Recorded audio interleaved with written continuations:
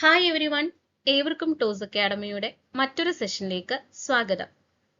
Toss Academy വിജയയാത്ര തുടങ്ങിയിട്ട് ഇപ്പോൾ 5 വർഷം പിന്നിടുകയാണ്. KTET, NET, SET, HSST, HSA, LP, UP, CTET തുടങ്ങിയിട്ടുള്ള എക്സാമുകളിലും മറ്റു PSC എക്സാമുകളിലും റാങ്ക് ഹോൾഡേഴ്സിനെയും വിന്നേഴ്സിനെയും സമ്മാനിച്ചുകൊണ്ട് ടോസ് അക്കാഡമി വിജയയാത്ര തുടരുകയാണ്. ഇന്നത്തെ ക്ലാസ്സിലെ പ്രധാന ടോപ്പിക് എന്ന് പറയുന്നത് ഈ വരാൻ പോകുന്ന സെറ്റ് കൊമേഴ്സ് എക്സാമിന്റെ ഒരു pass mark breaking mega revision ആണ്. അപ്പോൾ നിങ്ങൾക്ക് എല്ലാവർക്കും തന്നെ വിജയാശംസകൾ നേർന്നുകൊണ്ട് ക്ലാസ്സിലേക്ക് പോകുന്നു. ഫിനാൻഷ്യൽ ആൻഡ് കോർപ്പറേറ്റ് അക്കൗണ്ടിങ്ങിൽ നമ്മൾ ശ്രദ്ധിക്കാതെ പോകുന്നതും എന്ന റിപ്പീറ്റ് ആയിട്ട് വരുന്ന ഒരു ടോപ്പിക്കാണ് അമാൽഗമേഷൻ. അമാൽഗമേഷനെ കുറിച്ച് പറയുന്ന അക്കൗണ്ടിംഗ് സ്റ്റാൻഡേർഡ് ഉൾപ്പെടെ പ്രോബ്ലംസ് വരെ ഇന്ന് എക്സാമിന് ചോദിക്കാറുണ്ട്. ഫസ്റ്റ് ഓഫ് ഓൾ, അമാൽഗമേഷനെ കുറിച്ച് അല്ലെങ്കിൽ ഏത് അക്കൗണ്ടിംഗ് സ്റ്റാൻഡേർഡ് ആണ് അമാൽഗമേഷന്റെ കേസിൽ ആപ്ലിക്കബിൾ എന്നുള്ളതാണ്. അക്കൗണ്ടിംഗ് സ്റ്റാൻഡേർഡ് 14 ആണ് അമാൽഗമേഷനെ കുറിച്ച് പ്രതിപാദിക്കുന്നത്. അമാൽഗമേഷൻ എന്ന് പറയുന്നത് is A process of merger of 2 or more companies into a single entity or where one company take over the other by outright purchase. ഒന്നുകിൽ രണ്ടോ അതിലധികമോ കമ്പനികൾ ചേർന്നുകൊണ്ട് ഒരു സിംഗിൾ എൻറ്റിറ്റി ആയിട്ട് പ്രവർത്തിക്കുന്നതോ അതല്ലെങ്കിൽ ഒരു കമ്പനി മറ്റൊരു കമ്പനിയെ ടേക്ക് ഓവർ ചെയ്യുന്നതോ പർച്ചേസ് ചെയ്യുന്നതിനെയോ ആണ് നമ്മൾ അമാൽഗമേഷൻ എന്ന് പറയുന്നത്. സോ അമാൽഗമേഷൻ പ്രധാനമായിട്ടും 2 തരത്തിലാണ്. Amalgamation in the nature of മെർജറും ഉണ്ട്, amalgamation in the nature of പർച്ചേസും ഉണ്ട്. സോ അതുപോലെ തന്നെ വരുന്ന ചോദിക്കുന്ന മറ്റൊരു ക്വസ്റ്റ്യൻ ആണ് അമാൽഗമേഷന്റെ കേസിൽ പർച്ചേസ് കൺസിഡറേഷൻ കാൽക്കുലേറ്റ് ചെയ്യുമ്പോൾ അസറ്റിന്റെ വാല്യുവേഷനെ കുറിച്ചിട്ട്. പർച്ചേസ് കൺസിഡറേഷനിലെ അസറ്റ് വാല്യുവേഷനെ കുറിച്ച് പഠിക്കുന്നതിന് മുമ്പ് തന്നെ പർച്ചേസ് കൺസിഡറേഷൻ എന്താണെന്ന് അറിഞ്ഞിരിക്കണം. പർച്ചേസിംഗ് കമ്പനി സെല്ലിംഗ് കമ്പനിക്ക് കൊടുക്കുന്ന ഒരു എമൗണ്ടിനെയാണ് നമ്മൾ ഈ പർച്ചേസ് കൺസിഡറേഷൻ എന്ന് പറയുന്നത്. അതായത് ഒരു പ്രൈസ് ആണ്. അതായത് ഒരു കമ്പനി മറ്റൊരു കമ്പനിയെ വാങ്ങുമ്പോൾ അതിന് പ്രതിഫലമായിട്ട് കൊടുക്കുന്നതിനെയാണ് നമ്മൾ പർച്ചേസ് കൺസിഡറേഷൻ എന്ന് പറയുന്നത്. ഈ പർച്ചേസ് കൺസിഡറേഷൻ എന്ന് പറയുന്നത് അസറ്റും ലയബിലിറ്റീസും റീവാല്യൂ ചെയ്ത് ആ വാല്യൂവിന്റെ അടിസ്ഥാനത്തിലാണ്. ഹിസ്റ്റോറിക്കൽ ബുക്ക് വാല്യൂയോ അല്ലെങ്കിൽ കറന്റ് മാർക്കറ്റ് പ്രൈസോ ഒരിക്കലും ഒരു ബിസിനസ് ട്രാൻസാക്ഷനിൽ true and fair view provide ചെയ്യുന്നില്ല. അതുകൊണ്ട് തന്നെ അസറ്റ്സും ലയബിലിറ്റീസും റീവാല്യൂ ചെയ്ത് റീവാല്യൂഡ് പ്രൈസിന്റെ അടിസ്ഥാനത്തിലാണ് പർച്ചേസ് കൺസിഡറേഷൻ നിശ്ചയിക്കപ്പെടുന്നത്. സോ അടുത്തൊരു ക്വസ്റ്റ്യൻ ആണ് IFRS 13 കുറിച്ചിട്ടുള്ളത്. അക്കൗണ്ടിംഗ് സ്റ്റാൻഡേർഡ് പോലെ തന്നെ പ്രാധാന്യം അർഹിക്കുന്ന ഒന്നാണ് ഇപ്പോൾ ഇന്റർനാഷണൽ ഫിനാൻഷ്യൽ റിപ്പോർട്ടിംഗ് സ്റ്റാൻഡേർഡുകൾ. എല്ലാ എക്സാമുകൾക്കും ഇപ്പോൾ IFRS ചോദിക്കാറുണ്ട്. അപ്പോൾ IFRS 13 എന്ന് പറയുന്നത് ഫെയർ വാല്യൂ മെഷർമെന്റിനെ കുറിച്ചാണ് പ്രതിപാദിക്കുന്നത്. അക്കൗണ്ടിംഗ് സ്റ്റാൻഡേർഡ് ഏതൊരു എക്സാമിനും വളരെ റിലവന്റ് ആണ്, എസ്പെഷ്യലി കൊമേഴ്സിന്റെ കോമ്പറ്റേറ്റീവ് എക്സാംസിനൊക്കെ. മോർ ദാൻ 2 ക്വസ്റ്റ്യൻസ് എങ്ങനെ പോയാലും വരുന്നൊരു ടോപ്പിക്കാണ്. അത് മാച്ച് ദ ഫോളോവിങ് ആണെങ്കിൽ നമുക്ക് ഈസി ആയിട്ട് ആ ഒരു മാർക്ക് ഉറപ്പിക്കാം.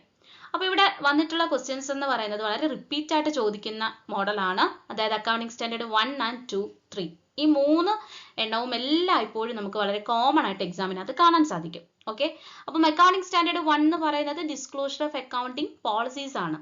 അത് ഇന്റർനാഷണൽ അക്കൗണ്ടിംഗ് സ്റ്റാൻഡേർഡ് ആണെങ്കിലും ഇന്ത്യൻ അക്കൗണ്ടിംഗ് സ്റ്റാൻഡേർഡ് ആണെങ്കിലും 1 എന്ന് പറയുന്നത് സിമിലർ ആണ്, ഡിസ്ക്ലോഷർ ഓഫ് അക്കൗണ്ടിംഗ് പോളിസീസ് ആണ്. ഇനി അക്കൗണ്ടിംഗ് സ്റ്റാൻഡേർഡ് 2 അതും ഇന്റർനാഷണൽ ഇന്ത്യൻ അക്കൗണ്ടിംഗ് സ്റ്റാൻഡേർഡ് ആണെങ്കിലും വാല്യുവേഷൻ ഓഫ് ഇൻവെന്ററീസിനെ കുറിച്ചിട്ടാണ് അക്കൗണ്ടിംഗ് സ്റ്റാൻഡേർഡ് 2 പറയുന്നത്. ഓക്കെ, ഇനി അക്കൗണ്ടിംഗ് സ്റ്റാൻഡേർഡ് 3 എടുക്കുകയാണെന്നുണ്ടെങ്കിൽ ക്യാഷ് ഫ്ലോ സ്റ്റേറ്റ്മെന്റിനെ കുറിച്ചിട്ടാണ് പറയുന്നത്. ഇന്റർനാഷണൽ അക്കൗണ്ടിംഗ് സ്റ്റാൻഡേർഡ് 3 പ്രകാരം ക്യാഷ് ഫ്ലോ സ്റ്റേറ്റ്മെന്റിനെ കുറിച്ചിട്ടും. അപ്പം നമുക്ക് ഊഹിക്കാമല്ലോ, റിമൈനിങ് അക്കൗണ്ടിംഗ് സ്റ്റാൻഡേർഡ് 4 എന്ന് പറയുന്നത് ഏതാണ്? Contingencies and events ഒക്യൂറിംഗ് after balance sheet date ആണ്. ഓക്കെ, അപ്പോൾ വളരെ കോമൺ ആയിട്ട് ചോദിക്കുന്ന 3 accounting സ്റ്റാൻഡേർഡുകളാണ് AS1, AS2, AS3. AS1 എന്ന് പറയുന്നത് ഡിസ്ക്ലോഷർ ഓഫ് അക്കൗണ്ടിംഗ് പോളിസീസ് ആണ്, AS2 എന്ന് പറയുന്നത് valuation of inventories and AS3 എന്ന് പറയുന്നത് ക്യാഷ് ഫ്ലോ സ്റ്റേറ്റ്മെന്റുമാണ്. അപ്പോൾ ഇതിൽ കറക്റ്റ് ആൻസർ എന്ന് പറയുന്നത് ഓപ്ഷൻ എ ആണ് റൈറ്റ് ആൻസർ എന്ന് പറയുന്നത്. അടുത്തായിട്ട് നമ്മൾ നോക്കാൻ പോകുന്നത് IFRS 13 ഡീൽസ് വിത്ത്. IFRS 13 എന്ന് പറഞ്ഞു കഴിഞ്ഞാൽ ഇന്റർനാഷണൽ അക്കൗണ്ടിംഗ് സ്റ്റാൻഡേർഡിനെ മറ്റൊരു രീതിയിൽ പറയുന്നതാണ് international financial reporting standard. Okay, അപ്പോൾ ഇന്റർനാഷണൽ ഫിനാൻഷ്യൽ റിപ്പോർട്ടിംഗ് സ്റ്റാൻഡേർഡ് അതുപോലെ IASും സിമിലർ ആണ്. ഇന്റർനാഷണൽ ഫിനാൻഷ്യൽ റിപ്പോർട്ടിംഗ് സ്റ്റാൻഡേർഡ് 13 പ്രകാരം പറയുന്നത് ഫെയർ വാല്യൂ മെഷർമെന്റിനെ കുറിച്ചിട്ടാണ്. ഇന്റർനാഷണൽ അക്കൗണ്ടിംഗ് സ്റ്റാൻഡേർഡ് 13 പ്രകാരവും എന്താണ്, ഇതൊരു ഫെയർ വാല്യൂ മെഷർമെന്റ് ആണ്. ഇനി അടുത്തായിട്ട് നമ്മൾ നോക്കാൻ പോകുന്നത് ഇതിൽ ബാക്കിയുള്ള ഓപ്ഷൻസ്, അതായത് ജോയിന്റ് അറേഞ്ച്മെന്റ്സ് ഉണ്ട്, ഫിനാൻഷ്യൽ ഇൻസ്ട്രുമെന്റ്സ് ഉണ്ട്, ഓപ്പറേറ്റിംഗ് സെഗ്മെന്റ്സ് ഉണ്ട്. ഇതുമായിട്ട് റിലേറ്റ് ചെയ്തിട്ടുള്ള അക്കൗണ്ടിംഗ് സ്റ്റാൻഡേർഡ് ഏതൊക്കെയാണെന്ന് നോക്കിയാലോ. അപ്പൊ ജോയിന്റ് അറേഞ്ച്മെന്റുമായി ബന്ധപ്പെട്ടിട്ടുള്ള അക്കൗണ്ടിംഗ് സ്റ്റാൻഡേർഡ് എന്ന് പറയുന്നത് IFRS 11 പ്രകാരമാണ് ജോയിന്റ് അറേഞ്ച്മെന്റ്സിനെ കുറിച്ചിട്ട് പറയുന്നത്. അപ്പോൾ IFRS 11 പ്രകാരമാണ് ജോയിന്റ് അറേഞ്ച്മെന്റ്സിനെ കുറിച്ചിട്ട് പറയുന്നത്. ഇനി ഫിനാൻഷ്യൽ ഇൻസ്ട്രുമെന്റ്സിനെ കുറിച്ച് പറയുന്ന അക്കൗണ്ടിംഗ് സ്റ്റാൻഡേർഡ് എന്ന് പറയുന്നത്, അപ്പോൾ ഫിനാൻഷ്യൽ ഇൻസ്ട്രുമെന്റ്സിനെ കുറിച്ച് പറയുന്ന accounting standard, that means international accounting standard അഥവാ IFRS എന്ന് പറയുന്നത് IFRS 32 പ്രകാരമാണ് ഫിനാൻഷ്യൽ ഇൻസ്ട്രുമെന്റ്സിനെ കുറിച്ചിട്ട് പറയുന്നത്. അപ്പോൾ ശ്രദ്ധിക്കുക, IFRS 13 അഥവാ ഇന്റർനാഷണൽ അക്കൗണ്ടിംഗ് സ്റ്റാൻഡേർഡ് 13 പ്രകാരം പറയുന്നത് ഫെയർ വാല്യൂ മെഷർമെന്റ് ആണ്. ജോയിന്റ് അറേഞ്ച്മെന്റ്സിനെ കുറിച്ച് പറയുന്ന IFRS അഥവാ IAS എന്ന് പറയുന്നത് 11 ആണ്. ഇന്റർനാഷണൽ അക്കൗണ്ടിംഗ് സ്റ്റാൻഡേർഡ് 32 അഥവാ ഇന്റർനാഷണൽ ഫിനാൻഷ്യൽ റിപ്പോർട്ടിംഗ് സ്റ്റാൻഡേർഡ് 32 പ്രകാരമാണ് ഫിനാൻഷ്യൽ ഇൻസ്ട്രുമെന്റ്സിനെ കുറിച്ച് പറയുന്നത്. അപ്പോൾ നിങ്ങൾ ഓപ്ഷൻ ഡി ഒന്ന് കറക്റ്റ് ആൻസർ കണ്ടെത്താൻ ശ്രമിക്കുക. അടുത്തത്, ഇതിൽ 3 സ്റ്റേറ്റ്മെന്റ് തന്നിട്ടുണ്ട്. ഇതിൽ കറക്റ്റ് ആയിട്ടുള്ള സ്റ്റേറ്റ്മെന്റ് ഏതാണെന്നുള്ളതാണ്. എല്ലായ്പ്പോഴും ചോദിക്കുന്ന ഒരു ഏരിയ ആണ് അമാൽഗമേഷൻ, അബ്സോർപ്ഷൻ ആൻഡ് റീകൺസ്ട്രക്ഷൻസ് എന്ന് പറയുന്നത്. അപ്പോൾ ഫസ്റ്റ് സ്റ്റേറ്റ്മെന്റ് എന്ന് പറയുന്നത് internal reconstruction no companies liquidated. Correct ആയിട്ടുള്ള ഒരു സ്റ്റേറ്റ്മെന്റ് ആണ്. കാരണം ഇന്റേണൽ റീകൺസ്ട്രക്ഷൻ എന്ന് പറയുന്നത് ഒരു കമ്പനിയുടെ ഉള്ളിലുള്ള, അതായത് ഒരു കമ്പനിയുടെ ക്യാപിറ്റൽ സ്ട്രക്ചറിലോ മാനേജ്മെന്റിലോ ഒക്കെ ഉണ്ടാകുന്ന മാറ്റങ്ങളാണ് ഇന്റേണൽ റീകൺസ്ട്രക്ഷൻ എന്ന് പറയുന്നത്. അതായത് ഒരു കമ്പനിയുടെ ഉള്ളിൽ തന്നെയുള്ള അറേഞ്ച്മെന്റ്സ് ആണ് ഇന്റേണൽ റീകൺസ്ട്രക്ഷൻ എന്ന് പറയുന്നത്. ഇപ്പോൾ ഫോർ എക്സാമ്പിൾ പറയുകയാണെങ്കിൽ ഒരു കമ്പനി ഡെപ്റ്റിനേക്കാളും കൂടുതൽ ഇക്വിറ്റി ക്യാപിറ്റൽ ആണ് ഉപയോഗിക്കുന്നത്. എന്നാൽ അവരത് മാറ്റുകയാണ്, ഡെപ്റ്റ് ഇൻസ്ട്രുമെന്റ്സ് കൂടുതലാക്കിയിട്ട് ഇക്വിറ്റി ക്യാപിറ്റലിൽ മാറ്റം വരും. ഇപ്പോൾ ഫോർ എക്സാമ്പിൾ 80-20 റൂള്, 50-50 റൂൾ എന്നൊക്കെ നമ്മൾ പറയാറില്ലേ. അതായത് ഇത്ര പെർസെൻറ്റേജ് ഡെപ്റ്റ് ക്യാപിറ്റൽ, ഇത്ര പെർസെൻറ്റേജ് ഇക്വിറ്റി ക്യാപിറ്റൽ എന്നുള്ള രീതിയിൽ. അപ്പോൾ ഇതെല്ലാം തന്നെ ഇന്റേണൽ റീകൺസ്ട്രക്ഷനകത്താണ് വരുന്നത്. ഇനി അബ്സോർപ്ഷൻ എന്ന് പറഞ്ഞു കഴിഞ്ഞാൽ, in absorption one company is liquidated എന്നാണ്. അതായത് ഒരു കമ്പനി ലിക്വിഡേറ്റ് ചെയ്യുവാണ് അബ്സോർപ്ഷനിൽ. അതായത് ഒരു കമ്പനി മറ്റൊരു കമ്പനിയെ ഏറ്റെടുക്കുകയാണ്. അതായത് എക്സിസ്റ്റിംഗ് കമ്പനി ലിക്വിഡേറ്റഡ് ആയിട്ടുള്ള ഒരു കമ്പനിയെ ഏറ്റെടുക്കുന്ന പ്രക്രിയയാണ് അബ്സോർപ്ഷൻ എന്ന് പറയുന്നത്. ഓക്കെ. ഇനി അമാൽഗമേഷന്റെ കേസിൽ എന്ന് പറയുന്നത്, in amalgamation at least 2 companies are liquidated. അതായത് 2 കമ്പനികൾ ലിക്വിഡേറ്റ് ചെയ്തിട്ട് പുതിയൊരു കമ്പനിയായിട്ട് രൂപം കൊള്ളുന്നതാണ് അമാൽഗമേഷൻ എന്ന് പറയുന്നത്. ഓക്കെ, ക്ലിയർ ആയോ? അമാൽഗമേഷൻ എന്ന് പറയുന്നത് 2 കമ്പനി ലിക്വിഡേറ്റ് ചെയ്തിട്ട് പുതിയൊരു കമ്പനി ഫോം ചെയ്യുന്നതിനെയാണ് അമാൽഗമേഷൻ എന്ന് പറയുന്നത്. ഇപ്പൊ ഒരു ഉദാഹരണം പറയുകയാണെങ്കിൽ, കമ്പനി എ ആൻഡ് ബി, അതിൽ എ എന്ന് പറയുന്ന കമ്പനി ലിക്വിഡേറ്റ് ആവുകയാണെങ്കിൽ ബി എന്ന് പറയുന്ന കമ്പനി ഈ ലിക്വിഡേറ്റിംഗ് കമ്പനിയെ അബ്സോർബ് ചെയ്യും. അവിടെ നിലവിൽ ഒരു കമ്പനി മാത്രമേ ഉള്ളൂ, ഏതാണ്? ബി. ഇനി അമാൽഗമേഷൻ എന്ന് പറഞ്ഞു കഴിഞ്ഞാൽ ഈ 2 കമ്പനികളും ലിക്വിഡേറ്റ് ചെയ്തിട്ട് പുതുതായിട്ടൊരു കമ്പനി ഫോം ചെയ്യുവാണ്. അതായത് എ ആൻഡ് ബി ലിക്വിഡേറ്റ് ചെയ്തിട്ട് പുതുതായിട്ട് സി എന്ന് പറയുന്ന ഒരു കമ്പനി ഫോം ചെയ്യുമ്പോഴാണ് അവിടെ അമാൽഗമേഷൻ എന്ന് പറയുന്നത്. സോ അങ്ങനെ നോക്കുകയാണെങ്കിൽ ഓപ്ഷൻ ഡി ആണ് റൈറ്റ് ആൻസർ എന്ന് പറയുന്നത്. അതായത് ഇന്റേണൽ റീകൺസ്ട്രക്ഷനകത്ത് ഒരു കമ്പനി ലിക്വിഡേറ്റ് ചെയ്യുന്നില്ല, അബ്സോർപ്ഷനകത്ത് 1 കമ്പനി ലിക്വിഡേറ്റ് ചെയ്യുന്നു, അമാൽഗമേഷനിൽ 2 കമ്പനികളും ലിക്വിഡേറ്റ് ചെയ്യുന്നു. ക്ലിയർ ആയെന്ന് വിശ്വസിക്കുന്നു. International financial reporting standard, Indian accounting standard, accounting standard വളരെ ഇമ്പോർട്ടൻ്റ് ആയിട്ടുള്ള ഒരു ഏരിയ ആണ്. നിങ്ങൾക്ക് പാസ് മാർക്ക് ഉറപ്പിക്കാൻ സാധിക്കും. കാരണം ഒന്നിലധികം ക്വസ്റ്റ്യൻസ്, അല്ലെങ്കിൽ ചിലപ്പോൾ 2 or 3 അതിലധികം ക്വസ്റ്റ്യൻസ് ഈ ഒരു ഏരിയയിൽ നിന്നും വരാറുണ്ട്. സ്റ്റേറ്റ്മെന്റ് വൈസും മാച്ച് ദ ഫോളോവിംഗ് ആയിട്ടും അല്ലാണ്ടുമൊക്കെ തന്നെ ക്വസ്റ്റ്യൻസ് നമുക്ക് എക്സ്പെക്ട് ചെയ്യാവുന്നതാണ്. സോ IFRS 1 to 9 വരെയാണ് ഇതിൽ കൊടുത്തിട്ടുള്ളത്. ഏകദേശം എക്സാമിന് ചോദിക്കാൻ സാധ്യതയുള്ള പോർഷൻസ് വരെയാണ് ഇതിൽ കൊടുത്തിട്ടുള്ളത്. അപ്പോൾ IFRS ഫസ്റ്റ് എന്ന് പറയുന്നത് first time adoption of international financial reporting standard ആണ്. IFRS 2 share based payment and IFRS 3 business combinations, IFRS 4 insurance contract, IFRS 5 non current asset held for sale and discontinued operation, IFRS 6 exploration for and evaluation of mineral assets, IFRS 7 financial instruments disclosure and IFRS 8 operating segment, IFRS 9 വന്നിട്ട് financial instruments ആണ്. So ഇത് നിങ്ങൾ ചില കോഡുകളൊക്കെ ഉപയോഗിച്ച് എളുപ്പം എങ്ങനെയും പഠിച്ചെടുക്കാൻ പറ്റുന്ന രീതിയിലേക്ക് പോവുക. വളരെ ഈസി ആയിട്ട് പഠിക്കാൻ പറ്റുന്ന കാര്യങ്ങൾ തന്നെയാണ് കേട്ടോ. സോ അടുത്തൊരു ഏരിയ ആണ് അക്കൗണ്ടിങ് സ്റ്റാൻഡേർഡുകൾ എന്ന് പറയുന്നത്. അക്കൗണ്ടിങ് സ്റ്റാൻഡേർഡിന്റെ കാര്യങ്ങളൊക്കെ തന്നെ നമ്മൾ മുൻ ക്ലാസ്സുകളിൽ അപ്ലോഡ് ചെയ്തിട്ടുള്ള വീഡിയോയിൽ ചെക്ക് ചെയ്ത് നിങ്ങൾക്ക് കാണാൻ സാധിക്കും. ഇവിടെ തന്നിട്ടുള്ളത് അക്കൗണ്ടിങ് സ്റ്റാൻഡേർഡ് 1, 9, 18 ആൻഡ് 25 ആണ്. റിപ്പീറ്റ് ആയിട്ട് ചോദിക്കുന്ന അക്കൗണ്ടിങ് സ്റ്റാൻഡേർഡുകളാണ് തന്നിട്ടുള്ളത്. ആൻഡ് അക്കൗണ്ടിങ് സ്റ്റാൻഡേർഡ് 1 പ്രകാരം ഡിസ്ക്ലോഷർ ഓഫ് അക്കൗണ്ടിങ് പോളിസീസ് ആണ്, 9 പ്രകാരം റവന്യൂ റെക്കഗ്നിഷനും, 18 പ്രകാരം related party disclosure and 25 interim financial reporting standard. ഇനി നമ്മുടെ ഇന്ത്യൻ അക്കൗണ്ടിംഗ് സ്റ്റാൻഡേർഡ് ഉണ്ട്. അപ്പോൾ ഇന്ത്യയിൽ ഇഷ്യൂ ചെയ്യുന്ന ഇന്ത്യൻ അക്കൗണ്ടിംഗ് സ്റ്റാൻഡേർഡ്സിൽ Indian accounting standard 1 presentation of financial statement, Indian accounting standard 2 inventories, Indian accounting standard 7 statement of cash flows, Indian accounting standard 8 accounting policies in change in accounting estimated and errors, Indian Accounting Standard 10 events after reporting period, Indian Accounting Standard 12 income taxes. അപ്പോൾ ഇത് just വായിച്ചു വിടാൻ കാരണം തൊട്ട് മുമ്പേ upload ചെയ്തിട്ടുള്ള ഒരു video ഉണ്ട്. അതിൽ നമ്മൾ ടിപ്സും ട്രിക്സും പറയുന്നുണ്ട് അക്കൗണ്ടിംഗ് സ്റ്റാൻഡേർഡ് പഠിക്കാനുള്ളത്. അപ്പോൾ നിങ്ങൾ ജസ്റ്റ് ആ ഒരു വീഡിയോ കൂടി ഒന്ന് നോക്കണം കേട്ടോ. Partly paid up preference share can only be redeemed after. അതായത് partly paid preference share redeem ചെയ്യുന്നതിന് മുമ്പ് അത് ഫുള്ളി പെയ്ഡ് ആയിരിക്കണം. അതൊരു ലീഗൽ റെസ്ട്രിക്ഷൻ ആണ്. സെക്ഷൻ 80 പ്രകാരം, അതായത് കമ്പനീസ് ആക്ട് സെക്ഷൻ 80 പ്രകാരമാണ് ഇതിനെക്കുറിച്ച് പറയുന്നത്. അതായത് കമ്പനീസ് ആക്ട് സെക്ഷൻ 80 പ്രകാരം പറയുന്നത് ഇപ്രകാരമാണ്: പ്രിഫറൻസ് ഷെയർസ് റിഡീം ചെയ്യണമെന്നുണ്ടെങ്കിൽ ആദ്യമേ അത് ഫുള്ളി പെയ്ഡ് അപ്പ് ആയതിനു ശേഷം മാത്രമേ പ്രിഫറൻസ് ഷെയർസ് റിഡീം ചെയ്യാൻ സാധിക്കുകയുള്ളൂ. That means preference share can be redeemed only if these are fully paid or partly paid share must become fully paid before redemption. അതായത് റിഡംഷന് മുമ്പ് അത് എന്തുണ്ടായിരിക്കണം? ഫുള്ളി പേ ചെയ്തെങ്കിൽ മാത്രമേ റിഡീം ചെയ്യാൻ സാധിക്കുകയുള്ളൂ എന്നാണ് പറയുന്നത്. അപ്പോൾ സെക്ഷൻ 80 പ്രകാരം, കമ്പനീസ് ആക്ട് സെക്ഷൻ 80 പ്രകാരമാണ് ഇതിനെക്കുറിച്ച് പറയുന്നത്. അടുത്ത ഒരു പ്രോബ്ലം ആണ്. വളരെ സിമ്പിൾ ആയിട്ടുള്ള ഒരു ക്വസ്റ്റ്യൻ ആണ്. നമുക്ക് ഒന്ന് ആലോചിച്ചാൽ തന്നെ ആൻസർ കിട്ടുന്നതാണ്. അതായത് 2000 ഷെയർ ഫോർഫീറ്റ് ചെയ്യപ്പെടുകയാണ്. ഒരു ഷെയറിന്റെ വാല്യൂ എന്ന് പറയുന്നത് 10 രൂപയാണ്. ഓക്കെ, ഫോർഫീറ്റ് ചെയ്യാനുള്ള കാരണം എന്ന് പറയുന്നത് ഫൈനൽ കോൾ എമൗണ്ട് ആയിട്ടുള്ള 4 രൂപ കൊടുക്കാത്തത് കൊണ്ടാണ് ആ ഷെയർ എന്ത് ചെയ്യപ്പെടുന്നത്? ക്യാൻസൽ ചെയ്യപ്പെട്ടത്. അതിനുശേഷം ആ ഷെയർ വീണ്ടും റീഇഷ്യൂ ചെയ്യുകയും, അത് ഫുള്ളി പെയ്ഡ് ആയിട്ടാണ് റീഇഷ്യൂ ചെയ്തിട്ടുള്ളത്. അതിൽ നിന്നും ഉണ്ടായിട്ടുള്ള 3000 റുപ്പീസ് എന്ന് പറയുന്നത് ക്യാപിറ്റൽ റിഡംഷൻ റിസർവ് അക്കൗണ്ടിലേക്ക് ട്രാൻസ്ഫർ ചെയ്യുകയും ചെയ്തു. അങ്ങനെയാണെങ്കിൽ എത്ര രൂപയ്ക്കാണ് ഈ ഷെയർ റീഇഷ്യൂ ചെയ്തിട്ടുള്ളത് എന്നാണ് ക്വസ്റ്റ്യനകത്ത് തന്നിട്ടുള്ളത്. അപ്പോൾ ശ്രദ്ധിക്കുക, ആദ്യമേ ഷെയർ ഇഷ്യൂ ചെയ്തിരിക്കുന്ന പ്രൈസ് എന്ന് പറയുന്നത് 2000 വെച്ചിട്ടാണ്. അപ്പോൾ ഒരു ഷെയറിന് 10 റുപ്പീസ് വെച്ചിട്ട് കിട്ടേണ്ടത് എത്രയായിരുന്നു? 2000 ആണ്. 20,000 ആയിരുന്നു കിട്ടേണ്ടത്. എത്രയാണ് കിട്ടേണ്ടത്? 20,000 ആണ് ലഭിക്കേണ്ടത്. എന്നാൽ ഈ 20,000-നകത്ത് എത്രയാണ് പേ ചെയ്യാതായത്? 4 ഈച്ച് എന്ന് പറയുമ്പോൾ 2000 ഇൻറ്റു 4 എന്ന് പറയുമ്പോൾ 8000. 8000 രൂപയുടെ ഷെയർ ആണ് എന്ത് ചെയ്തിട്ടുള്ളത്? ഫൈനൽ കോൾ എമൗണ്ട് ആയിട്ടുള്ള 4 രൂപ വീതം കൊടുക്കാത്തത് കൊണ്ട് 8000 രൂപയുടെ ഷെയർ ആണ് അവിടെ എന്ത് ചെയ്തിട്ടുള്ളത്? ഫോർഫീറ്റ് ചെയ്യപ്പെട്ടിട്ടുള്ളത്. ഓക്കെ, അപ്പോൾ 8000 ഷെയർസ് ഉണ്ട്.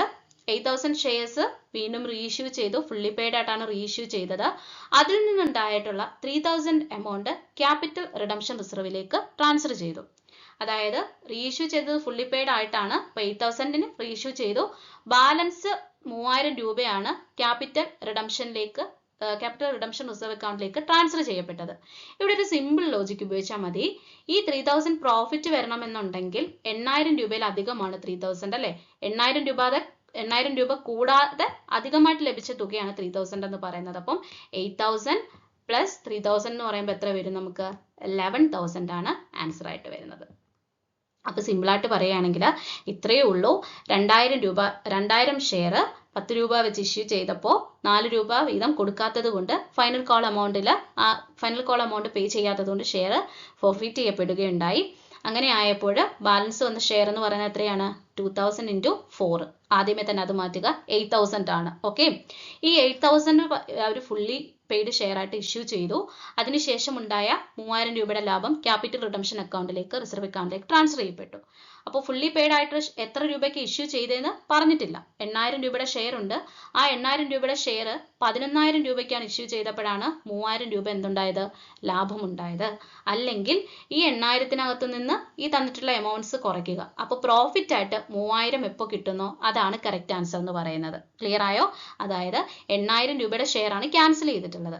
ആ ഷെയർ റീഇഷ്യൂ ചെയ്തപ്പോൾ 3000 രൂപ ലാഭമുണ്ടായെന്ന് പറയുന്നു. ഒന്നുകിൽ ഈ 8000 പ്ലസ് 3000 കൂട്ടുമ്പോൾ 11000 കിട്ടും. അതല്ലെങ്കിൽ എന്ത് ചെയ്താൽ മതി, ഈ തന്നിട്ടുള്ള ഓരോ എമൗണ്ടിൽ നിന്നും 8000 കുറയ്ക്കുമ്പോൾ 3000 ലഭിക്കുന്നുണ്ടോ എന്നുള്ളത് മാത്രം നോക്കിയാലും മതി. രണ്ട് രീതിയിൽ നോക്കിയാലും നമുക്ക് ആൻസർ ലഭിക്കും. ഓക്കെ, അപ്പോൾ അടുത്തത് കോസ്റ്റ് ആൻഡ് മാനേജ്മെന്റ് അക്കൗണ്ടിങ്ങിന്റെ ഏറ്റവും ഇമ്പോർട്ടൻ്റ് ആയിട്ടുള്ള ഒരു ഏരിയ ആണ് ലേബർ കോസ്റ്റ് എന്ന് പറയുന്നത്. ലേബർ കോസ്റ്റിൽ എല്ലായ്പ്പോഴും ചോദിക്കുന്ന, ഇപ്പോൾ റിപ്പീറ്റ് ആയിട്ട് വരുന്ന ഒരു ഏരിയ ആണ് ലേബർ കോസ്റ്റിൽ ഏറ്റവും പ്രധാനമായിട്ടുള്ള വേജ് സിസ്റ്റം എന്ന് പറയുന്നത്. ടൈം റേറ്റും ഉണ്ട്, പീസ് റേറ്റും ഉണ്ട്. പീസ് റേറ്റ് എന്ന് പറയുമ്പോൾ എത്ര പ്രൊഡ്യൂസ് ചെയ്തു അതിന്റെ അടിസ്ഥാനത്തിലാണ് വേജസ് നിർണ്ണയിക്കപ്പെടുന്നത്. So rate of wages per unit into number of unit produced ആണ് പീസ് റേറ്റ് സിസ്റ്റത്തിലെ വേജ് കാൽക്കുലേഷൻ എന്ന് പറയുന്നത്. അപ്പോൾ ഇവിടെ തന്നിട്ടുള്ളത് പീസ് റേറ്റ് സിസ്റ്റവുമായി ബന്ധപ്പെട്ടിട്ടുള്ള ഒരു ഏരിയ ആണ്.